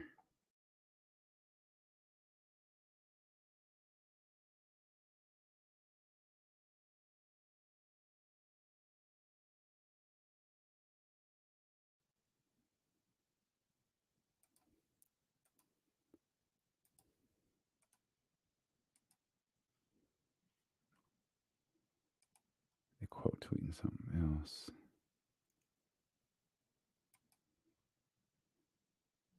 How things get reported, I think, is interesting. So here's kind of my big takeaway beyond it sucks. You have Shams Charania, who had the original report, and you guys read it, and it's fracture expected to be listed as doubtful. He went on to note what Fox had done, basically after sustaining the injury. Shams is a clutch guy. And, he's an exceptional reporter. He's the best or number 2 in the business, but he's also kind of noted as being a clutch guy. So and Fox, De'Aaron Fox switched to clutch. And so, I wonder if the way Shams is reporting it is in some way to make it out like, Hey, Fox is really up against it. Kind of to give a clutch guy, in some ways maybe an excuse or to set up a narrative if he is able to play. And I hope he is able to play, that he'd be maybe doing something heroic. And so, that's a cynical way of looking at it, but it did pop into my mind. And then I saw Woj, who tweeted about it in his reporting about it. And his reporting was different. There's hope he will try to play in Game 5. Sources tell him he would need to have a protective covering and the like. So to me, we got 2.5 days before Game 5. A lot can happen in 2.5 days. He may be doubtful now, but by the time they get to practice tomorrow afternoon, he's questionable because he's feeling better. And it sounds like this is more of a pain tolerance kind of a thing that certainly would hamper him. But I don't know. In some ways, I'm feeling like he's going to be out there, and the Warriors sure as hell should be looking at this thing like he's going to be out there and he's going to be able to be as effective as he's been in this series, which has been just tremendous. Yeah. You really say it? He did. How much time do we have? We'll say this, guys, because I did think it was interesting, and how things get reported, I think, is interesting. So here's kind of my big takeaway beyond it sucks. You have Shams Charania, who had the original report, and you guys read it, and it's fracture expected to be listed as doubtful. He went on to note what Fox had done, basically after sustaining the injury. Shams is a clutch guy. And, he's an exceptional reporter. He's the best or number 2 in the business, but he's also kind of noted as being a clutch guy. So and Fox, De'Aaron Fox switched to clutch. And so, I wonder if the way Shams is reporting it is in some way to make it out like, Hey, Fox is really up against it. Kind of to give a clutch guy, in some ways maybe an excuse or to set up a narrative if he is able to play. And I hope he is able to play, that he'd be maybe doing something heroic.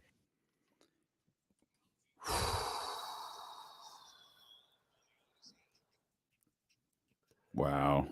Come on, man. Come on, man. This series, better than that, man. This series has turned really, really intelligent people into, I don't know what to say. Like we just played this clip on the commercial break from 95.7 with John Dickinson, who we really, I'm a fan of John Dickinson. I like JD a lot, man. He's good people. Always been good to me. I like JD. That's disappointing. He proposed the theory that the reason Shams tweeted what he tweeted about De'Aaron Fox was because they're both represented by Clutch, and perhaps Clutch is looking for an excuse for De'Aaron Fox. You know what I'm gonna do? I'm going to delete this tweet, and I'm not going to tweet what I wrote. JD had to have misspoke. JD's not a hot take guy. He's too smart. Right. He's not that guy. Maybe he meant something else. Here, we'll play the clip on the radio. I don't mean to leave the radio audience out of this. I'm gonna skip a little bit of it, but this is on Steiny and Guru on 95.7 The Game. Is in some way to. So he's talking about Shams and De'Aaron and Clutch and that whole aspect of the way this story was reported. Clutch guy. So De'Aaron Fox switched to Clutch. And so, I wonder if the way Shams is reporting it is in some way to make it out like, hey, Fox is really up against it. Kind of to give a Clutch guy, in some ways maybe an excuse or to set up a narrative if he is able to play, and I hope he is able to play, that he'd be maybe doing something heroic. And so, that's a cynical way of looking at it, but it did pop into my mind. And then I saw Woj, who tweeted about it in his reporting about it, and his reporting was different. There's hope he will try to play in Game 5. Sources tell him he would need to have a protective covering and the like. So to me, we got 2.5 days before Game 5. A lot can happen in 2.5 days. He may be doubtful now, but by the time they get to practice tomorrow afternoon, he's questionable because he's feeling better. And it sounds like this is more of a pain tolerance kind of a thing that certainly would hamper him. But I don't know. In some ways, I'm feeling like he's going to be out there, and the Warriors sure as hell should be looking at this thing like he's going to be out there and he's going to be able to be as effective as he's been in this series, which has been just tremendous. Yeah. Again, that's John Dickinson, courtesy. Yeah, JD. Guru. I mean, it comes off a certain type of way, and if he didn't mean that, I hope he would clarify that, man, because it comes off. It comes off kind of whack, man. It really does. It's like this is really a holier than thou group of individuals between the people who cover this team. Like I saw this one young lady. I don't even know who she is or what she does, but I think Dr. David. I think. Oh, Drew Down sent me the tweet. He was like, "This is who covers this team." She talked about the Warriors just stomped the Kings without their Hall of Famer Draymond Green and without Gary Payton II, who GP2 played yesterday, right? Yeah. Oh, okay. I just wanted to throw that out there. And it's like y'all are media members. Like, get off their jock and cover the basketball team. I'm gonna reach out to JD. Was it my girl? I don't know. Girl that I know that I was talking about. Not the one you did the podcast with. Oh, okay. No. Damn, they got another one that talks like that. Yeah, I think Jesse. I don't know who. I really don't know who. And it's definitely not a girl at the game. Not her. I don't know who this young lady is. Yeah, it's, or why but Drew Down and sent to be this honest to with me. you, It was like, come on, man, this is ridiculous. I don't know why it's been like this since the matchup was talked about. I mean, it's like it's I don't know how to explain it, but it's like you guys just doing too much, doing too much. Somebody talked about it yesterday. The NBA was rigging the series just a week ago. Like they was like media members. Yeah. It was on the airwaves talking about the NBA was rigging the series against their Warriors. couch cow, the Golden State Warriors. They were rigging the series, and now it's all good. Now refs ain't an issue, nothing's an issue. You know, now it's just this is what the champs do. Like, come on, man. Now you talking about this guy who has a broken finger, you know, doing it for dramatic effect. Shout out KC at Pros versus Joes. But it also just wait, what? That's what I said. Did you just shout yourself out? Yeah, shout out KC and Pros versus Joes. Okay. When I hit the bank shot, I said I did it for dramatic effect. You and I are so different, man. It's wild. People have asked me where I could watch that. I think it's on Amazon Prime. It's Prime literally Video. it's Amazon Prime season 9. You're probably gonna have to pay like $5 for it. It's like season 9 though. It's with Kenny Smith, Chris Mullin. I think it's the last season they ever did, and it's the second to last episode. It's a fire episode. I don't even know what I was gonna say, to be honest with you. I was just so taken aback by that. That was whack though, man. That was whack. That was whack. And like I said, JD, I'm cool gonna reach with out. JD. I hope he meant something different, man. The ridiculous conspiracy theories against Clutch just kind of show it just kind of shows like the insecurity that people have about a organization that was built from the ground up. You talk about player empowerment. It makes a lot of those people sick. Like how many just ridiculous things have you heard about Rich Paul and that organization? And now we're floating out. And don't get this twisted at all. This is what agents do. This is their job, is to protect their client. But to frame an injury as a way out for a dude who's averaging 30+ points per game, for a dude who has gone toe-to-toe with the greatest shooter in the history of this game? Bro, the series is 2-2. And the Kings have home court. Why It's has 2-2. what has there ever been a series in NBA history that has broken people's brain this way? No. To answer your question, no. It's 2-2. And like I said, they won't play that game. There's definitely an asterisk on this series from here on out. It definitely Well, those is. are the rules. That's just what it is. Those are the rules There's that's an created by asterisk on- Fox Sports. There's an asterisk on this series from here on out. And like I already know what they're gonna say if they go on and win. Oh, we were gonna win anyway. It was about to be 4 straight. But the league was just rigged against you. Bro. What Not happened? even 7 days ago. JJ Redick threw a temper tantrum on national television because the way the game was officiated.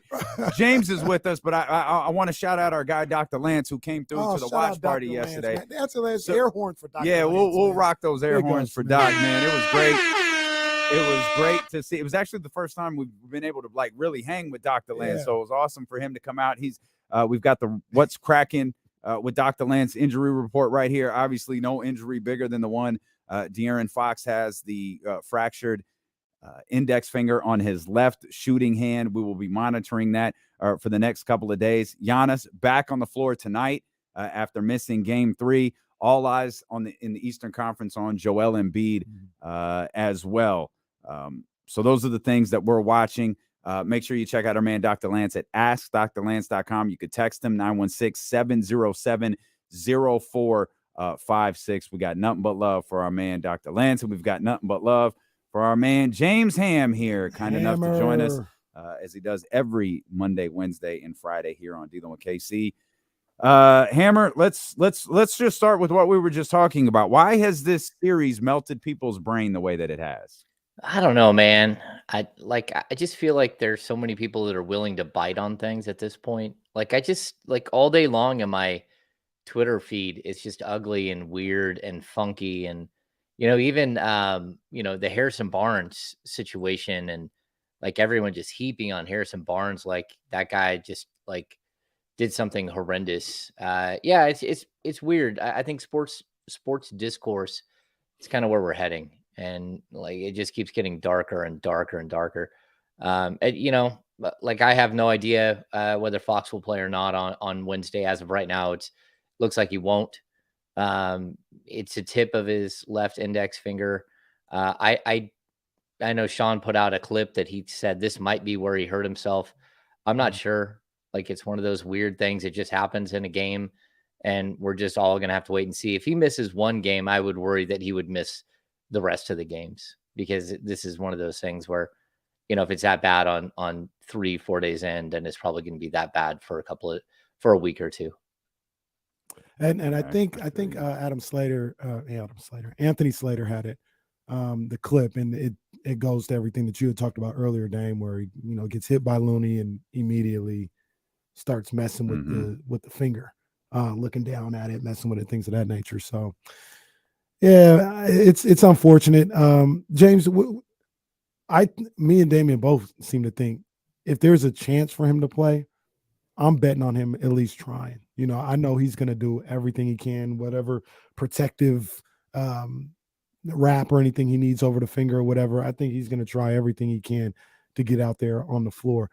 Through your knowledge of maybe, something like this, do you even think that's possible? Is that something that is an option if he can tolerate the pain? Like, is it something that can even be done? Yeah, so we haven't heard like the exact diagnosis, if it's going to be a something that requires surgery. I'll tell you, like, Matthew Dellavedova is still in like I don't know how to describe it. It's a hard cast, but it's a removable hard cast. He looks really uncomfortable. I'll tell you, that's what. Yeah, he's got his hand up the whole terrible. time. Yeah, with two fingers locked in. So we haven't heard that it's anything like that. And then it does come down to pain management. And like, I'm not going to say that like if he doesn't play, he's not strong enough to fight through. It really does depend on if he can move that thing and if it's going to hamper everything that he does. I mean, you need him to be great. You don't need him to be out there and be mediocre.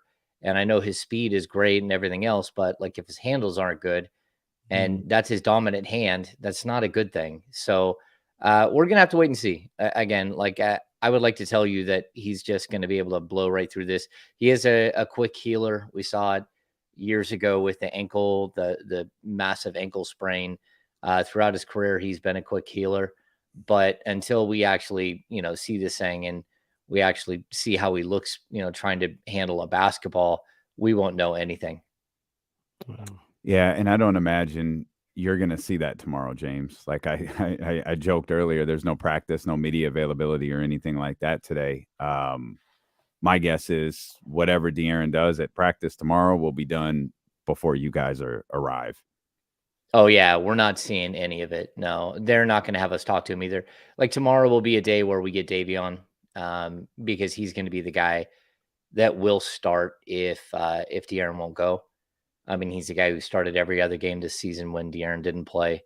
And so I just assume, except for the last one where he was injured, I expect him to start and play major minutes. And, to be honest, he gives you a lot. He's really good defensively. He's really helped out.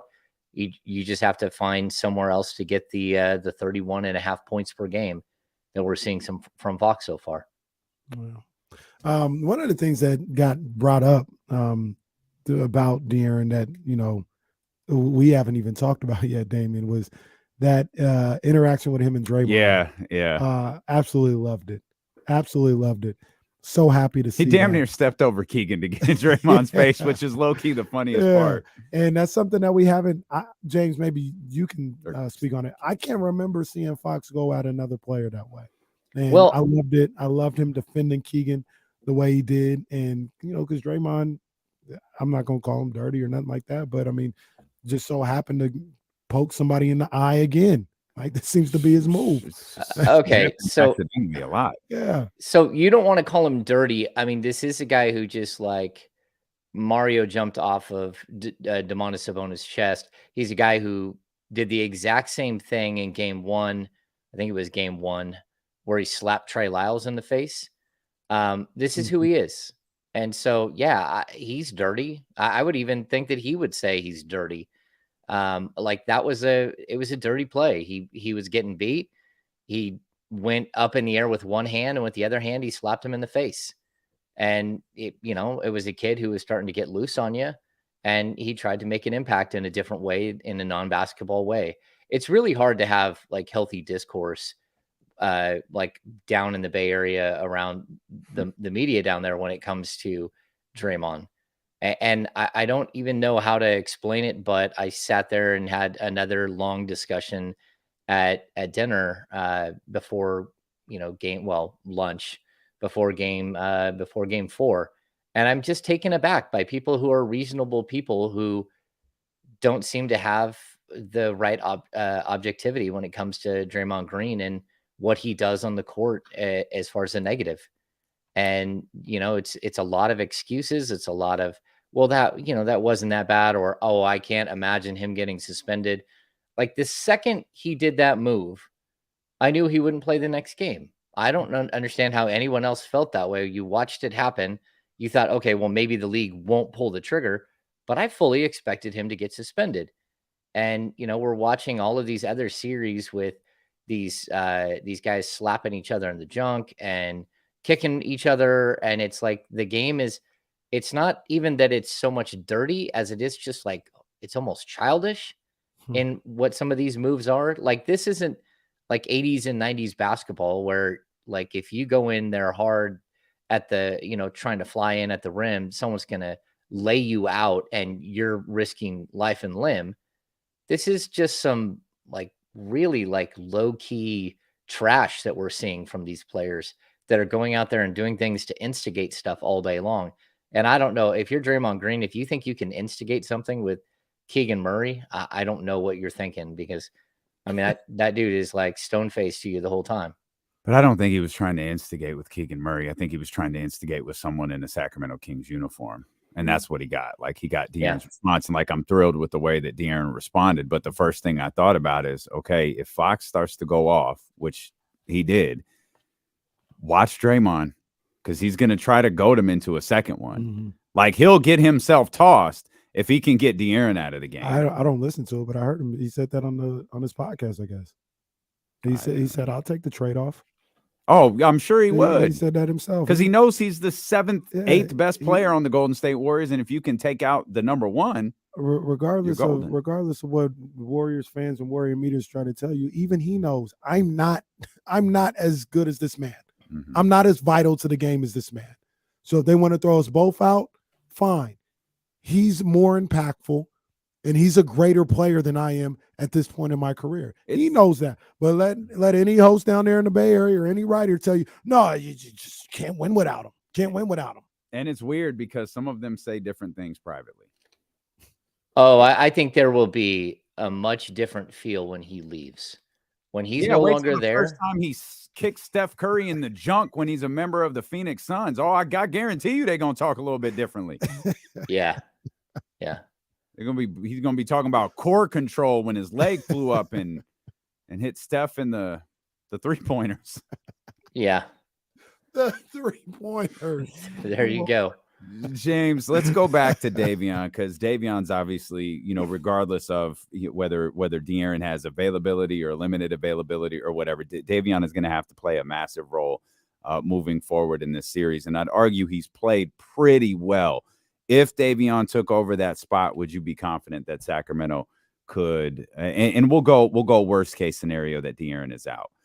Davion steps into that spot. Are you pretty comfortable with the one position? Yeah. I mean, the Kings are 3-4 on this season in actual real games when De'Aaron Fox doesn't play. So late in the season he missed a game.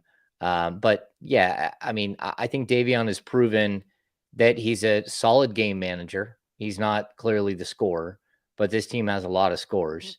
But defensively, he's been tremendous in this series. He's been the guy who's gone out and slowed down and made life difficult for Steph.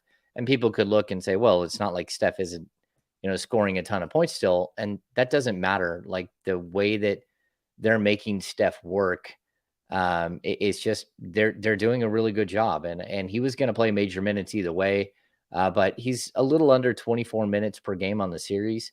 He's playing a lot more than Kevin Huerter's playing. He's a guy that you were going to already like think about playing at least 24, but maybe even closer to 28-30 minutes, just because of his defense on Steph and some of the other players. So, yeah, I think he can handle it. I sat down and talked to him this weekend while I was down in the Bay. I talked to Doug Christie about him. I've got a piece coming out that I'll be writing probably for tomorrow or Wednesday morning. But, yeah, he's going to have to step up and and find a way to put some points on the board just to help out. But he needs some of his teammates to snap out of it and step up as well. Yeah. And I know, a little bit more is probably going to be asked of him, but he's playing really well in this series. I know he wasn't great in game 3, but game 2 and game 4. No one was. Nobody was. Game 2 and game 4, I thought he played really well on both sides of the ball. I thought, he made his open shots and, attacked with confidence. I think he's been playing good basketball. So that's a good sign if he has to take on a little bit more of a load in this series, because he is playing good basketball. And he is playing with probably as much confidence as he's had all year long. Mm-hmm. Yeah, I mean, I think the biggest thing for me is that Kevin Huerter has to step up. Like what we're seeing from Huerter is crazy. And now we're seeing Mike have the quick hook with him all the time.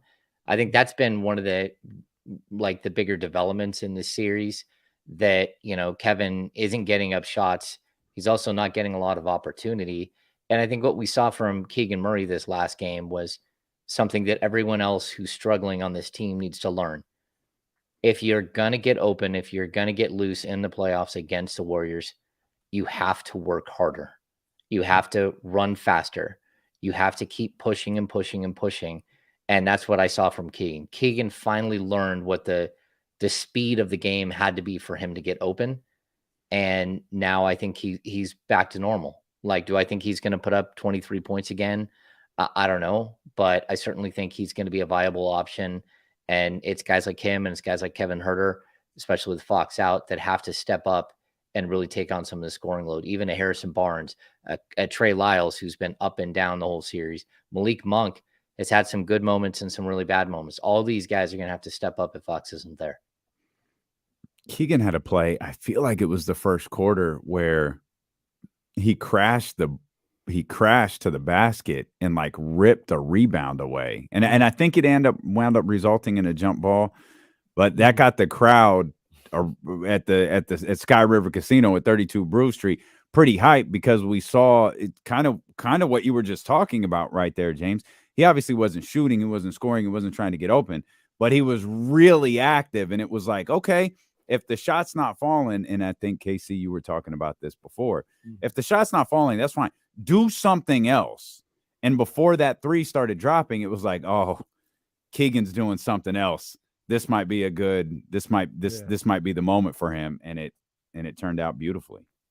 Yeah, he's definitely coming on. He's a young guy that has moments where you worry that even though he says he's confident and all that stuff, that he's not.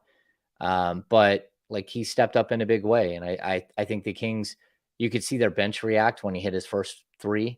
He was 1 of 8 coming into that game. And then you just saw sort of it build, because if you can get him going, then, you're a completely different team offensively. And I'll even compare it a little bit to, Andrew Wiggins and how he means so much to the Warriors. And we're seeing him start to get better and better as the series goes on. And it's not about the points per game, because I think he's been, even the first game he had he had a pretty strong offensive game in the first game, but we're seeing him be able to sustain for longer and longer. And, getting him back after a 25 game absence is a little bit like Keegan not ever playing in the playoffs, him having to adjust and figure out the flow and figure out the speed of the game on the fly. And so, we're actually starting to see both of these teams, I think, really improve as the series goes on. It's become more of a coin flip each and every game. And, the Kings just missed a big shot. That's what the last one came down to. Yeah. I was happy to see that from Keegan, because James, we had talked about it last week, and I said, hey, if I'm Mike Brown, you got to show me something early. You got to show me something quick, because I don't have time to waste. We're trying to win this series right now. And I disagree with people who said, you shouldn't start him. I'm like, no, you give him that opportunity for however long the playoff run lasts. He's your starting power forward. But you just change the minutes up if you need to, and you get the quick hook. And for him to come out immediately, and like you talked about, Damian, just be active, be out there and be involved in the action, which led to him, getting maybe more of a feel with shooting the basketball. That was just great to see, man. And that bodes well. I don't know if he's going to get 23 again in this series, but it bodes well for, you know, his confidence and just saying, okay, I know that I can get involved in each game by just doing things outside of shooting, and then my shooting will come. So I'm excited to see the prospects of what he's able to do the rest of this series, and hopefully the rest of the playoff run. And hopefully someone follows. Mm-hmm. Yeah, and I'll tell you too, like with Keegan, like his offense, when he's not scoring, it does impact his defense. It's something that we've seen. He becomes like slightly timid, a little less quick with his motion. And that's, to me, you can see like when he's not shooting the ball well, that's where because he's a young player, that's where his identity is. And it hurts the other aspects of his game. And he's learning, he'll get through it. And, you know, like this is really good. Like, I know a lot of people kept saying, oh, you know, they should start Davion in game 2. And it's just like, what do you guys, or the Malik Monk stuff. Why aren't you starting Malik Monk? It's like, this team was really good all season long with the starting 5. There's no reason to tinker with it. There's no reason to cause long-term damage to Keegan Murray's psyche by pulling him in the middle of a playoff run. Let him fight through it. That's what this is about. This was about a learning experience for all of them. They want to keep winning, and fans have expectations that keep changing, especially when you go up 2-0. But at the end of the day, this was always going to be about, you know, the journey. It's about learning each and every game and adding, you know, if you see 10 players and this thing goes 7 games and we see 10 players per game, the Kings just picked up 70 games of playoff experience. And that's something that is extremely valuable to this group, especially when we came into this series and, you know, the Warriors are sitting out there with like 817 games of playoff experience to the Kings, like 188. That's what this is always going to be about. Hammer, you mentioned this. What did you think of that? What did you think of the final possession, beginning with the rebound and going from there? Yeah, I think Mike Brown is probably like, it'll play over in his head a couple of times whether he should have called a timeout or not. The play with Steph was just wild to see. Not only like Steve Kerr took the hit on that and said, you know, I don't think he had explained it to his team that he had run out of timeouts, but it was random. I was sitting next to someone that I don't normally sit next to. And when they called the review on the play where Fox got hammered on the offensive foul by Looney, right? Malik. Was it Malik? Yeah. Okay. So they call the coach's challenge. The guy next to me goes, wow, that was really dumb. That's their last timeout. And I'm like, oh, really? And so then we get this situation. That was a really weird play to challenge. Like, we didn't talk about that either. That was a really bizarre play to challenge. Really bad. And then what you saw, like the way that it unfolded with Steph, it wasn't just that Steph made a mistake. It was that the Kings did something right. Like, they had fumbled around with the ball, and then all of a sudden the Kings threw a trap at Steph with 18 seconds left on the shot clock, and he hadn't got the ball over midcourt. So he had no choice but to call the timeout, but not knowing that they didn't have a timeout. So I thought that was absolutely crazy, watching that play out and seeing one of the greats make a mistake. And then you see De'Aaron just lace another 3. And next thing you know, like, the game is right there for the taking. They get the defensive stop. I thought was great. And I like what Mike said. Like, we had 10 seconds. That's a lot of time to set up a play. Let's go and get the best shot possible. And I'll go to something else that Mike said during his post game. He was really upset with his team for these random running in transition into 3 players and throwing up haymakers. And I think a lot of it was Malik, where he had some really, really bad possessions on fast breaks. I think Davion had a questionable one as well, where you're just like, what are you guys doing? Like, make the smart play. And so I don't think he wanted to see his team run down and do the same exact thing again. They weren't getting any calls. I mean, the fact that Domantas Sabonis didn't go to the free throw line once, and I mean, he's just getting battered, and he's a guy who averages 7 free throw attempts per game and doesn't go to the free throw line once, was crazy. So you knew you were going to have to win it. You knew they weren't going to get a call. And that's another thing that I hear people, oh, Fox should have just forced it up. Like, what are you talking about? Like, Fox had, like, not only did he have Steph right in front of him, but Draymond stepped up. He left Harrison Barnes. He's wide open on his right side. Malik Monk is wide open as well. That's the right play. And Harrison missed a shot by an inch, maybe just a little bit long. It was right down the middle. And you'll take that every step of the way. And to be honest, like today, I feel for Harrison. I wrote on it last night, but that was just like his moment to silence all of it, to put it to bed. And then for him to even talk about 2016 in postgame without being asked about it, I thought that was wild for him to like really put it out there. And it's one of the few times that I think Harrison's ever let his guard down about his time in Golden State and how he was treated after the fact. And I felt for him, because that would have been like, like just exterminating so many demons for him if he would have hit that shot and put him up 3-1 going back to Golden 1. Yeah, it's pretty disgusting the way they treat Harrison Barnes. After all this, I never liked any of that. And it's come out a number of different times. And you got guys like Draymond and after the game talking about we knew what was going to happen, all this other stuff. I mean, come on, man. I don't understand that. Harrison Barnes hasn't done anything to that organization, to that fan base, to those players. He's been respectable when he was there, and since he left, nothing has changed. And I just don't understand that, because he missed a couple of wide open shots. Like I said, Steph Curry tried a behind the back pass and threw the ball away with under a minute to go. Steph Curry refused to go by Kevin Love and tried to shoot a 30-foot three-point shot.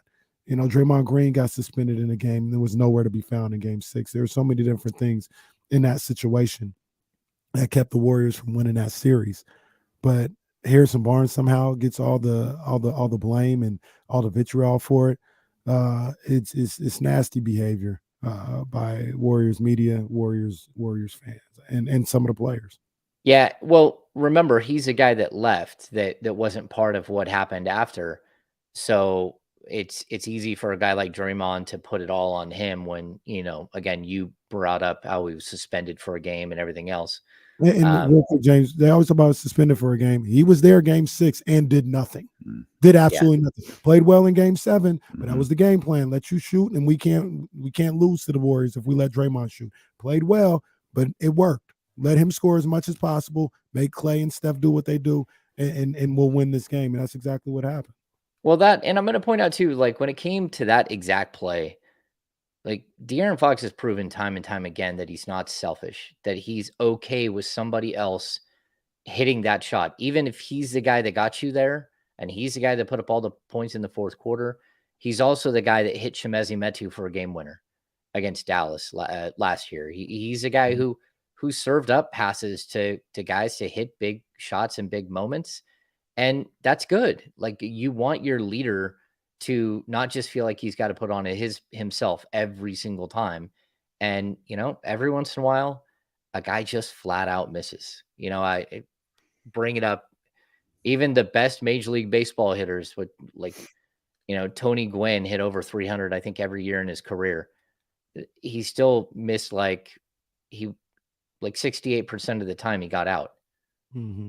Like, just because you bat 300, you bat 320, that means it's 68% of the time you got out. Mm-hmm. And that's a lot. And so guys miss shots, and no one feels worse about that than Harrison. And there's no way to handle it other than to say, I missed a shot, or to say we missed a shot, which is something like as a team, you guys missed your opportunity. Because it shouldn't have come down to that. There was too many errors in the final minute of the game, the final 2 minutes of the game by the Kings, to put any blame on one guy for missing a buzzer beater. That, again, he barely missed. The fact is there were, I'm sorry. No, go ahead. The fact is there were all those errors in those final minutes. We talked about the Malik 1-on-4 play. We talked about all those different things.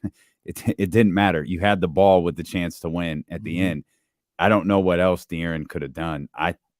I would not have been pleased with De'Aaron trying to force a shot over Draymond. and Steph in that He's double situation. teamed. When you had Harrison standing there by himself, because everybody's screaming that Malik is open, is only screaming Malik is open because Harrison shot it and missed it. In our brains, we believe, well, if he'd just thrown a cross-body pass to the other side of the floor with Steph, that Malik definitely would have hit the shot and the Kings would have won. Harrison, I think he beat Phoenix at the buzzer. I know he beat Cleveland in the empty arena, but like it was fine. It was right there. He missed it on the game five. And don't pretend like losing 2 games at the Chase Center is a big deal when you minimized the Kings winning 2 games at the Golden One Center was a big deal. Right. You can't have it both ways. That didn't matter. You can't have it both ways. And as we said earlier, Hammer, there's only one team right now today. Now this could change, but right now today, there's only one team under pressure to win on the road. The Kings aren't under pressure to win at the Chase Center. As much as we love them to, they don't have to. All they got to do is hold serve. But the Warriors do. Warriors you're right. From home. Yeah, I mean, if they win that game, the series goes 3-1, and again, Fox is hurt. We didn't know that at the time, but like you would put the Kings as huge favorites to win in Game 5 at home. Huge. I mean, if it was a 3-1, yeah. I don't know what else. Like, this is a good series, but it's always it is a great series, but this is always going to be about a team learning and like trying desperately to figure out how to get their training wheels off in the middle of like chaos. And so they're going to keep fighting, and I expect it to be a really, really good game on Wednesday, and I'm excited to hear the crowd. I don't think anyone should have their head down and think that this series is over. And that's what so many people like coming out of there. Oh, they missed their shot. Like, no, it's 2-2. Well, I'll admit, it feels a little different today, though. With the air, it feels a little different. After the game, it's like, after the game, it's 2-2. Today at about 12:20, it was like, hey, wait a minute. What the hell is this? We'll come back. James isn't going anywhere. We'll talk more Kings basketball. We'll talk about this series. We'll talk about what the Kings need to do. We'll talk about what we saw yesterday. I'll ask James, did the Warriors take the Kings' best punch yesterday? We'll talk about that. Steelo and KC brought to you by Sky River Casino here on Sacramento Sports Leader, ESPN 1320. Thank you, sir. Oh, man.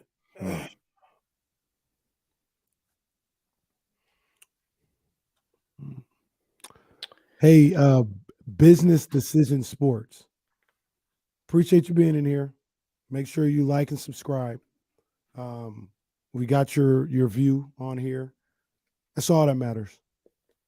Don't nobody care what you got to say. Who we talking to?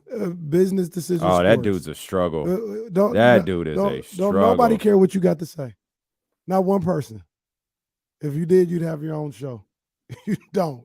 Don't nobody care what you got to say. But he is a struggle. But we'll take that view, we'll take that like, and we'll take that subscribe, man. That's all you need to do. You can type whatever you need to do. All you need to do is like and subscribe. Because don't nobody care what you got to say. But like I said, we'll take that view, big dog. Did the last 2-minute report just come? Keep coming back, man. It's all good. We ain't gonna kick you out of here. So. We ain't gonna kick you out of here. We ain't gonna mute you. We just want you to give us that view. Give us that like and subscribe. That's all we need from you. I will mute you if you keep talking. I'm all about the ban button. Yeah, we ain't banning Business Decision Sports, man. We ain't banning that. He can come in here. He can say whatever he want. Don't nobody give a damn what he got to say, but he can say whatever he want. Don't nobody care. Don't nobody care what Business Decision Sports got to say. Hey, Jesse, have you ever said, damn, I wonder what Business Decision Sports has to say on this? Can't say I have. So there is one error in the 2-minute report. Draymond Green personal foul on De'Aaron Fox. Green reaches across Fox and makes contact with arm affecting his dribble. with 37.9. Yeah, that's the one after the technical foul where Fox lost the ball, I think. And Harrison got it and threw up a bad three.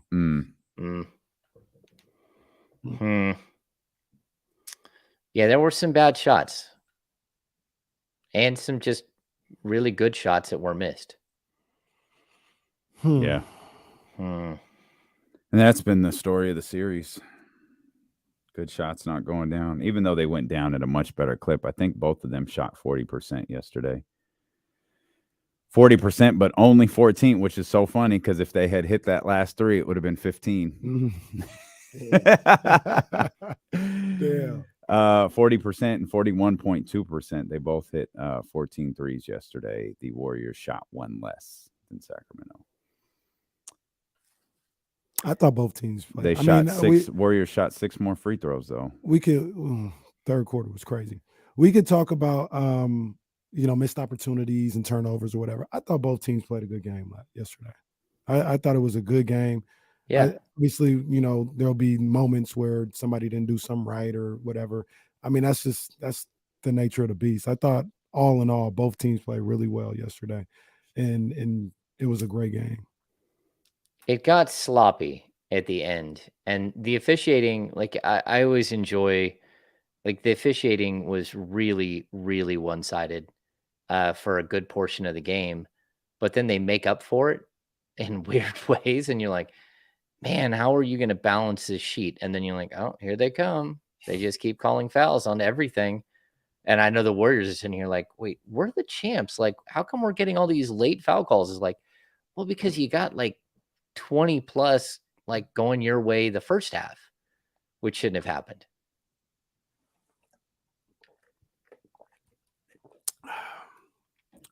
Yeah, there's no way that Domantas Sabonis plays like almost 40 minutes and doesn't get fouled once. Yeah, man, the way that game was being played too, it was a physical game, man. It was everybody was battling in there. So yeah, and scoring at the rim the whole time, like or going to the rim the whole time, like come on, man.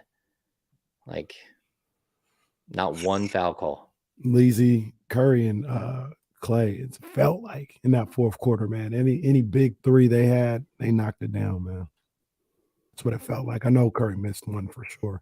I think Clay missed another one too, but it felt like every big three opportunity they had in that fourth quarter, they was making them pay. They were big time as usual. Yeah. Until that catastrophic mistake by Curry. That was just wild. This decision keeps speaking. Somebody tell him we don't care. We don't care. We're coming back, James. Live on the Odyssey app, live on Twitch, YouTube. All are welcome over on twitch.tv/ESPN1320 and youtube.com/ESPN1320. Our 1320 Kings Insider, creator of the Kings Beat, James Ham. Make sure you become a subscriber over at thekingsbeat.com if you're not one yet. Better yet, become a premium subscriber over at thekingsbeat.com. Obviously, James, De'Aaron Fox is going to dominate the news cycle here over the course of the next couple of days leading into Wednesday's monster Game 5 at home. We talked about the play of Keegan Murray. We were actually just talking during the commercial break about Domantas Sabonis and his stunning lack of trips to the foul line yesterday. Is this a case when you look at Sabonis's play overall in the series? It's a little bit down over his averages. I think it's about 3 points down. Rebounds are about the same. Assists are about 3 down. He doesn't seem to have the same impact so far into this series. Is that Domas needing to be more assertive, or is that strictly a credit of what the Golden State Warriors, Kevon Looney, Draymond Green, those guys are doing on the defensive end? Yeah, I mean, I think they are doing good work against him on the defensive end. I definitely think they've made life difficult for him, but the assist numbers are very specific. They're down because his teammates have missed too many shots, and that it is what it is. I also think that there's a lot of the way that they're allowing Looney to stand in the key for 14 seconds or 18 seconds or 20 seconds in the shot clock without anyone around him is really strange. Looney doesn't have to play defense and he gets to stand in the key. That stops the Kings from doing their DHOs. It also stops the pick and roll where, Monk takes a ball, takes a guy off the dribble, and then drops it back to Domas for the finish. Like, all of these things are being stunted by the Warriors. And a lot of it to me is just a guy who doesn't have to abide by like a pretty basic 3-second rule. I would like to see that called a little more standard.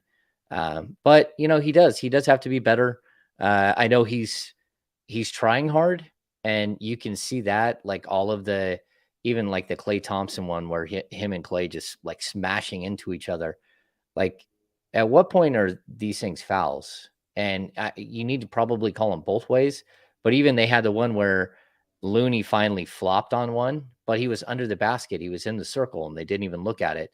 And there are all of these moves where you're like, okay, there's got to be a point where Sabonis, who is an all-star, gets some sort of call, some sort of respect from the officials, guys coming over the back.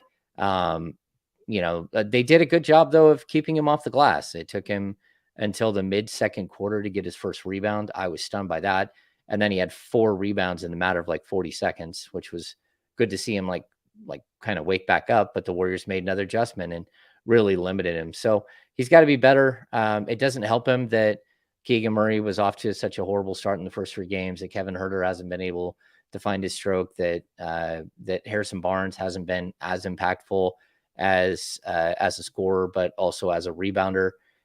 He's kind of on an island here. Yeah, he's got to just kind of get back to playing basketball the way he knows how to play. Can't get in his head. The play that you're talking about, James, where Looney, I mean, it's a flop in theory because he didn't have to go flying into the first row. But, I mean, that was completely unnecessary by Domas. Like, you didn't have to, like, and from my understanding, he can be in the restricted area, but if you dip the shoulder, that's the restricted area is gone. Like, that doesn't matter. Yeah. That's an offensive foul. It was completely unnecessary. It was an easy call for them to make. He's not going to come up there and like do a whole lot. You didn't have to dip the shoulder. Get to your spot, get him on your hip, and do what you want to do right there. And it's little stuff like that where he's just seems kind of flustered. He did that earlier in the game and I think in the first half, where I can't remember the specific play, but I thought he traveled, but on second look, he kept his pivot foot down. But all he did was he went into the key, Looney standing under the key. Just get to your spot and be ready to go up strong. You don't have to dip the shoulder and lean the shoulder and do all this other stuff. You're already 3 feet away from the basket. Just hold your ground, be strong, go up strong. That play, I remember the play you're talking, and it frustrated me a lot in real time because it was so unnecessary. And it was like, what's going on here, Damon? It's like, that is an easy call. What are we doing? Yeah, I remember the first one where this happened as well. And on the first one where he ducked in and kind of bullied Looney under the basket and went up. First of all, he was fouled like 4 times on the play. His shirt, the back of his shirt is being pulled up like hockey style. And he's fighting through. And then when he finally does break loose and go up, he makes a shot, but gets whacked on the arm by Wiggins. And again, I have a tough time blaming Sabonis for that play, even late in the game where he did like bulldoze. But like when you allow the play, like again with Klay earlier, where Klay's got 2 forearms just bashing you in the back and you're backing him down.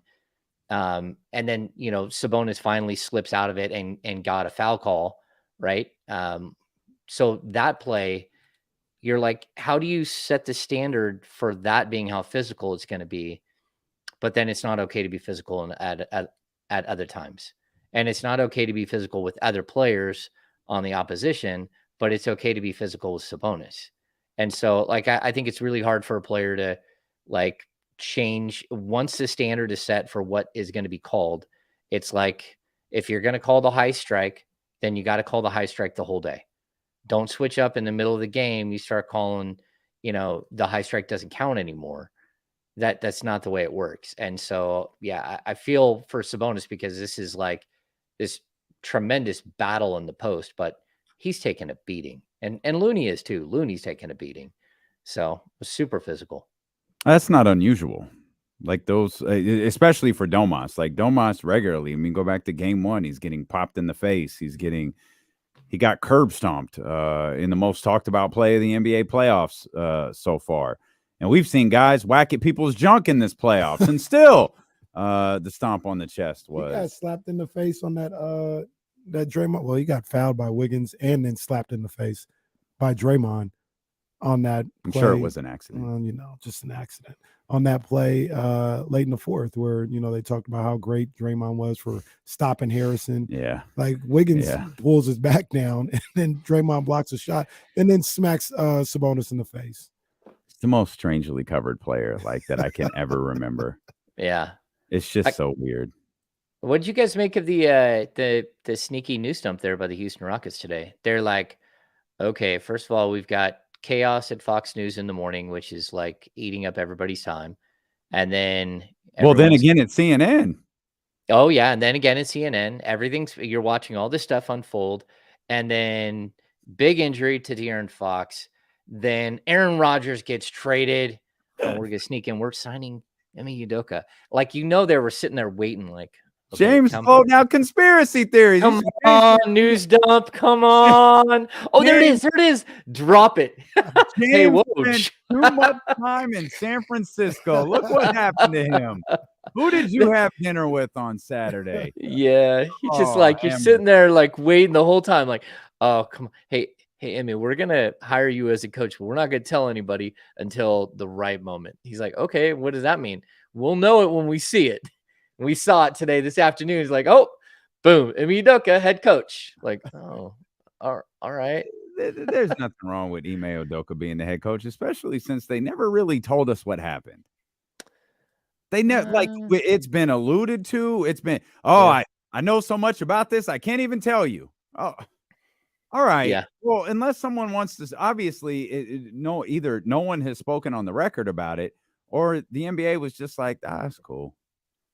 I don't think it's that big of a deal unless there's a lot that we don't know.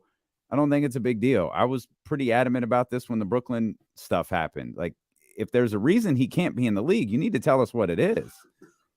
Like, don't just let it be rumor and innuendo. Forever thing. Tell us what's going on. Forever. Yeah. I thought we've seen reporting on it that spelled it out.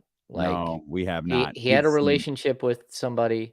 I think we got that. Yeah, we got that. And then once the relationship stopped, the innuendos and conversation around her did not stop. So I think that stuff has been more like off the record spoken about. Oh, well, we heard that. Oh, maybe this happened. Maybe that happened.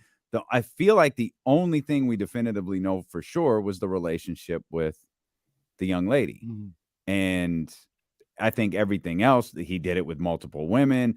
He wouldn't leave this woman alone. All these different. I feel like that was more rumors than reporting. Right. Yeah. No, I get you, and I'll tell you, I do love the news dump. That's pretty funny. I did not at all think of that. That's pretty funny. Yeah. Just as the relationships go, he was someone well above her on the pecking chain. Right. And, and NBC fired their CEO this weekend for the same exact thing. And he got fired from the Celtics. That doesn't mean he should never work again. No, that's true. They handled that. He served his penalty. I mean, that was a great job, one of the best jobs in basketball, and he lost. Yeah. So, now he's back down at the bottom of the totem pole. I'm guessing he had a lengthy meeting with HR before signing that. Just so we're clear, be perfectly clear, here's what we expect of you moving forward. Don't want this to get twisted whatsoever. Yeah. Well, let's just stick with coaches here and talk. I'm almost hesitant to read this. I just know it'll get a reaction from everyone on the screen. Manfred defends A's owner. This guy. Well, sorry. Cowards are gonna coward. Yeah, that's pretty much what it is. Jeez. 2 peas in a pot right there. You can sound off if you'd like to. I won't interrupt. No, it's okay. Like I said my piece. I don't want to support Major League Baseball anymore. I'm not going to waste my time with it. And if somehow the A's are saved, I'll figure out what to do then. So, Okay. but There we until go. then, like I hate to say it, but the sport's kind of dead to me. Well, So, just know that Mark Davis is on your side. Mark Davis is on, Yeah. which was bizarre. Yeah, Which well, that's not a good thing. Ham and Mark Davis. Now I feel like I have to wear white jeans somewhere. Like, Yeah, I you don't do. know. You can Going to do get it. my haircut tomorrow. Going to ask Get for the that Mark bowl cut. Davis. Get that bowl cut. I'm asking for the Mark Davis tomorrow. That's right. Get it done, man. How do you feel heading into this now best of 3 series based on what you've seen for 4 games and the limited information that we have on De'Aaron Fox? We know no matter what happens on Wednesday, De'Aaron Fox isn't going to be 100%. We know no matter what happens on Wednesday, De'Aaron Fox isn't going to be anything close to 100%. But with all that, understanding all of that, where do you feel where this team is at for the next 3 games? You 3 games. I think it's a coin flip. Like clearly they're the team with the 2 the home games versus 1 without. But I told you guys early on, I don't like the Kings walking into Oracle for Game 6 and winning. And I certainly don't love a Game 7. I thought their best chance was to win in 5, and they lost that chance yesterday when the ball didn't go down at the end of the game. So that's tough. But I still like who they are and what they're doing and how they're growing and how they're learning. And that's what this has always been about. It's always been about the journey. And so I think that they're doing exactly what we thought they would. They're giving everybody, giving the league a really, really good series that you can point to and say they weren't a fluke. They were a really strong team. They're going up against the champs. They had them on the ropes, and for right now, the Warriors slipped out and got away from you having them on against the ropes. But you got to figure out how to win games, and you got to figure out how to win games without De'Aaron Fox possibly, and you got to just play your game and hope that it's enough. Yeah, I think. Well, I do think Fox is going to play. That's just my guess. Mm-hmm. I'm like I said, the guy's tougher than the $2 steak. If there's an opportunity to get out there, I think he's going to play. He's going to be compromised. He's not going to be the same De'Aaron Fox that we saw, in the first 4 games of the series. But I think he's going to play. But even with that being said, though, James, I think that this group, even if he didn't play, even if he is compromised, I think they still have a great opportunity to win this series. I like we talked about the way Davion Mitchell is playing. I think Malik Monk can give you, I'm not going to say he's going to score 33 or whatever he had, but he can play like he played in game 1 to a certain degree. I'm expecting Kevin Huerter to play somewhat better at the very least. I think Domantas Sabonis will play better. And then you get guys, and I'll ask you this, you get guys like possibly Terrence Davis, who might be a wild card and be able to get you some minutes, come off the bench and hit 13 in one game that can, could propel you to a victory. Maybe a Kessler Edwards plays well, whatever. Just getting something from different pieces. I think they have guys that they can go to that they can still pull this thing out. Yeah, I think so. And I think the question we were going to have coming out of the break was, did the Kings just, did the Warriors just get the Kings' best shot? Yeah. I don't think so.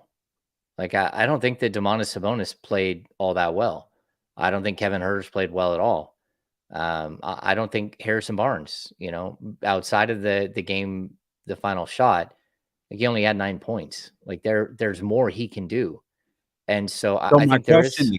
My question to Kenny was, because Kenny responded the same way you did. My question was, do you think that that's going to happen? Do you think, but not do you think that, is it going to? Can it happen with the way that the Warriors have played defensively?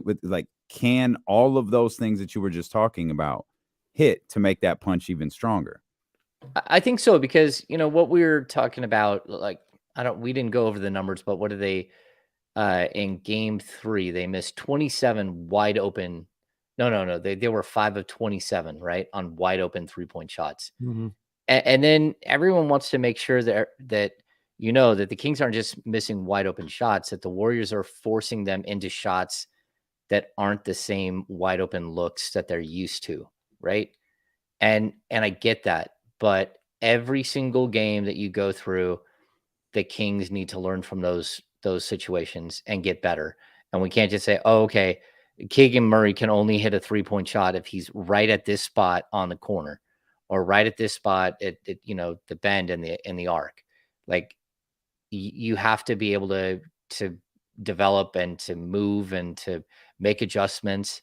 And I think the Kings did that in the last game. And I think they'll continue to do that. They'll continue to get better. And I still don't think we've had a game where like they just have been so good offensively that you're just like awestruck by them.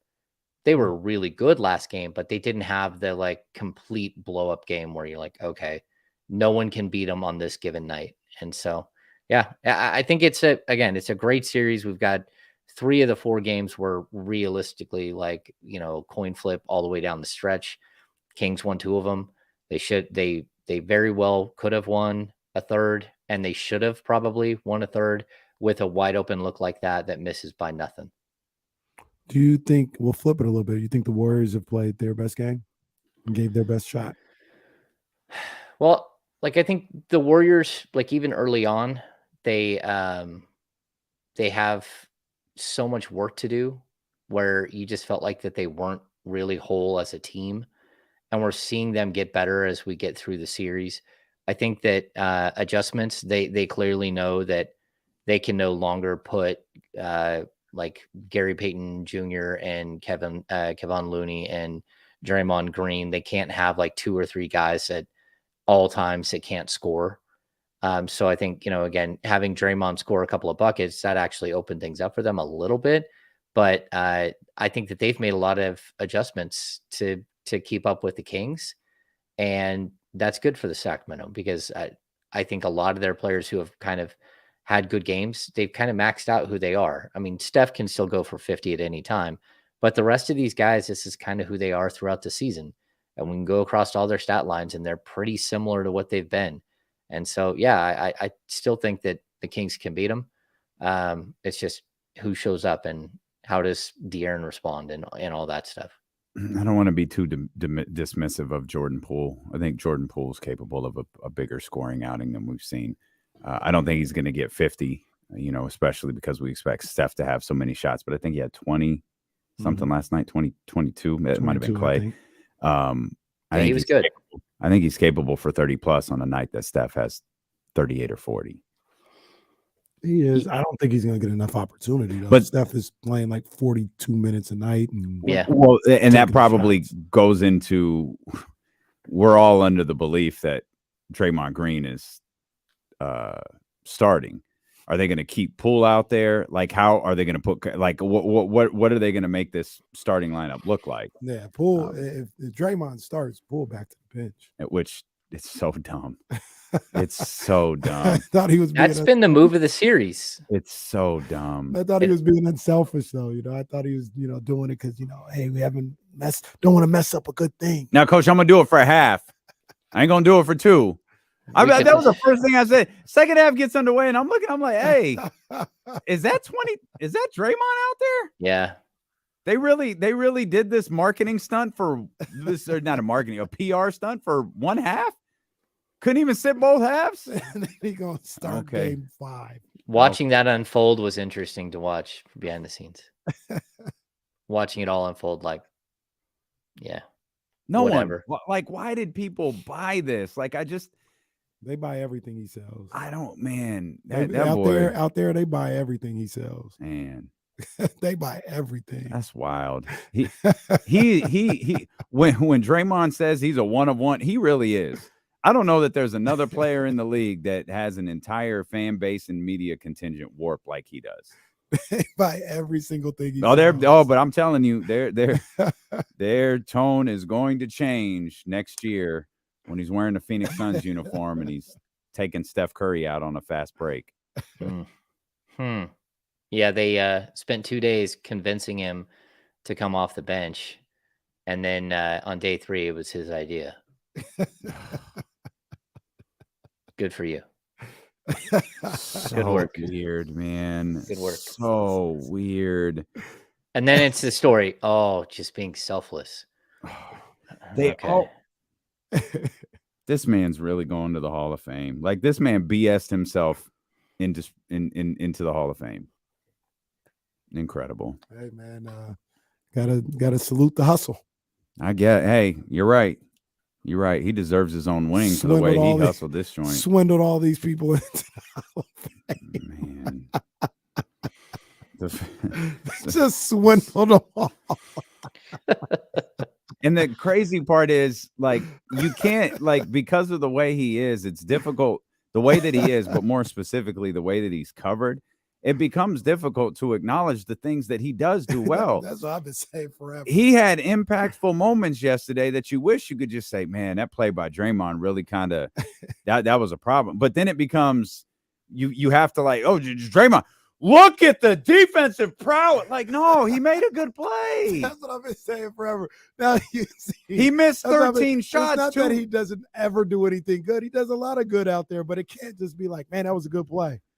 Didn't Fox score? Might be the best defensive play in the history of the NBA playoffs. I'm just being real with you. He probably has 5 of the top 10 best defensive plays in the history of the NBA playoffs. What? Yeah, that and I mean, like, Fox still scored 18 in the second half. Right. Like, that was the other dumb thing. We had to neutralize Fox. Brother, you failed. Yeah. That dude took 14 shots yesterday. Dude took 14 shots. What was he, 5 of 14? No. 3? 3. Come on, man. That dude was 3 of 14. 3 of 14. Ace can be more. They're like 12 layups. I think he shot 2 threes.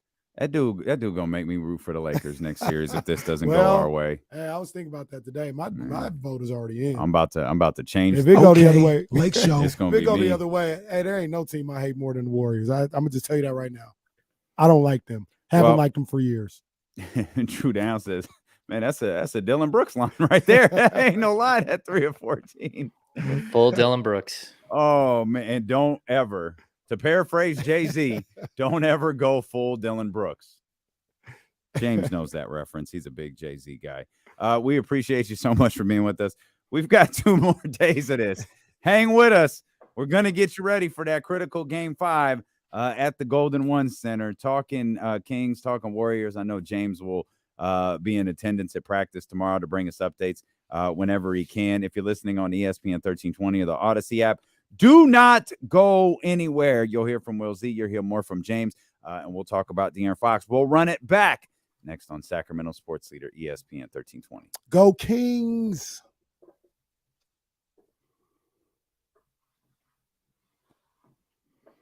Oh, man. Appreciate you guys. Appreciate you, Chester. Jason, appreciate you, bro. Hit the thumbs up. Jason, you guys what go. up, my guy? Leezy. Die Hard Fred, what up, man? Kyle, what up, big dog? We had some good times down there. All the media, all SAC media got together. That was fun. I heard someone was telling us one individual maybe had a little more to drink than he's used to. I don't know which individual, but I'm going to tell you it was many. It rhymes with Frankie. They got the rookie. They got the kid. They got the rookie. I heard they got the kid. I'll tell you, one of the other kids, like, inadvertently ordered a Long Island iced tea to start the night, not knowing what a Long Island iced tea was. Oh, that feels like a Chris Watkins move. I don't think so. There were some rough things that happened, and the party didn't end. We ended up like 4 different spots, and yeah. Oh no, was it Brendan? Did Brendan not know what a Long Island iced tea was? I'm not saying anything. I'm gonna find out. Big John, I'm gonna go to work. I'm gonna find out who it was. Just saying that, like, there was a lot of we had a good time. We had a good time, and it was good because it's been a long couple of weeks, very stressful, always on, not all the driving. Like Thursday, the game, that was a 19-hour day. Like for me, it was that was a long day. All of these days have been really long, so we blew off some steam on Saturday night. We made San Francisco feel us. Oh my! Wow. Okay. Maybe not. Well, too late. I did leave before the karaoke started. Too late.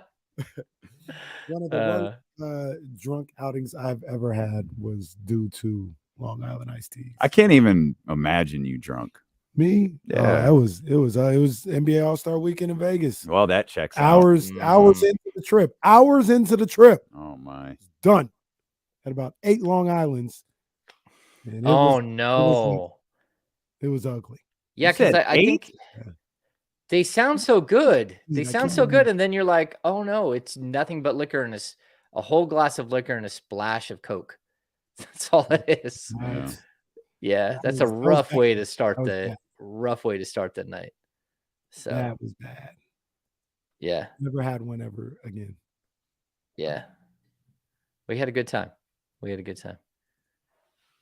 Someone bought shots late, and I'm like, yeah, that ain't happening. That ain't happening. James doesn't do shots late. We had some fun incidents on that. Yeah. So that's good stuff. Lit. Yeah, sounds like it. Yeah. All right, man. Let us get out of here. Appreciate you guys as always. Why can't I find these pictures, man? What is going on? Appreciate you guys as always. Hit the thumbs up before you go. We'll make sure to make tomorrow's show as interesting as possible with an extra day between these games.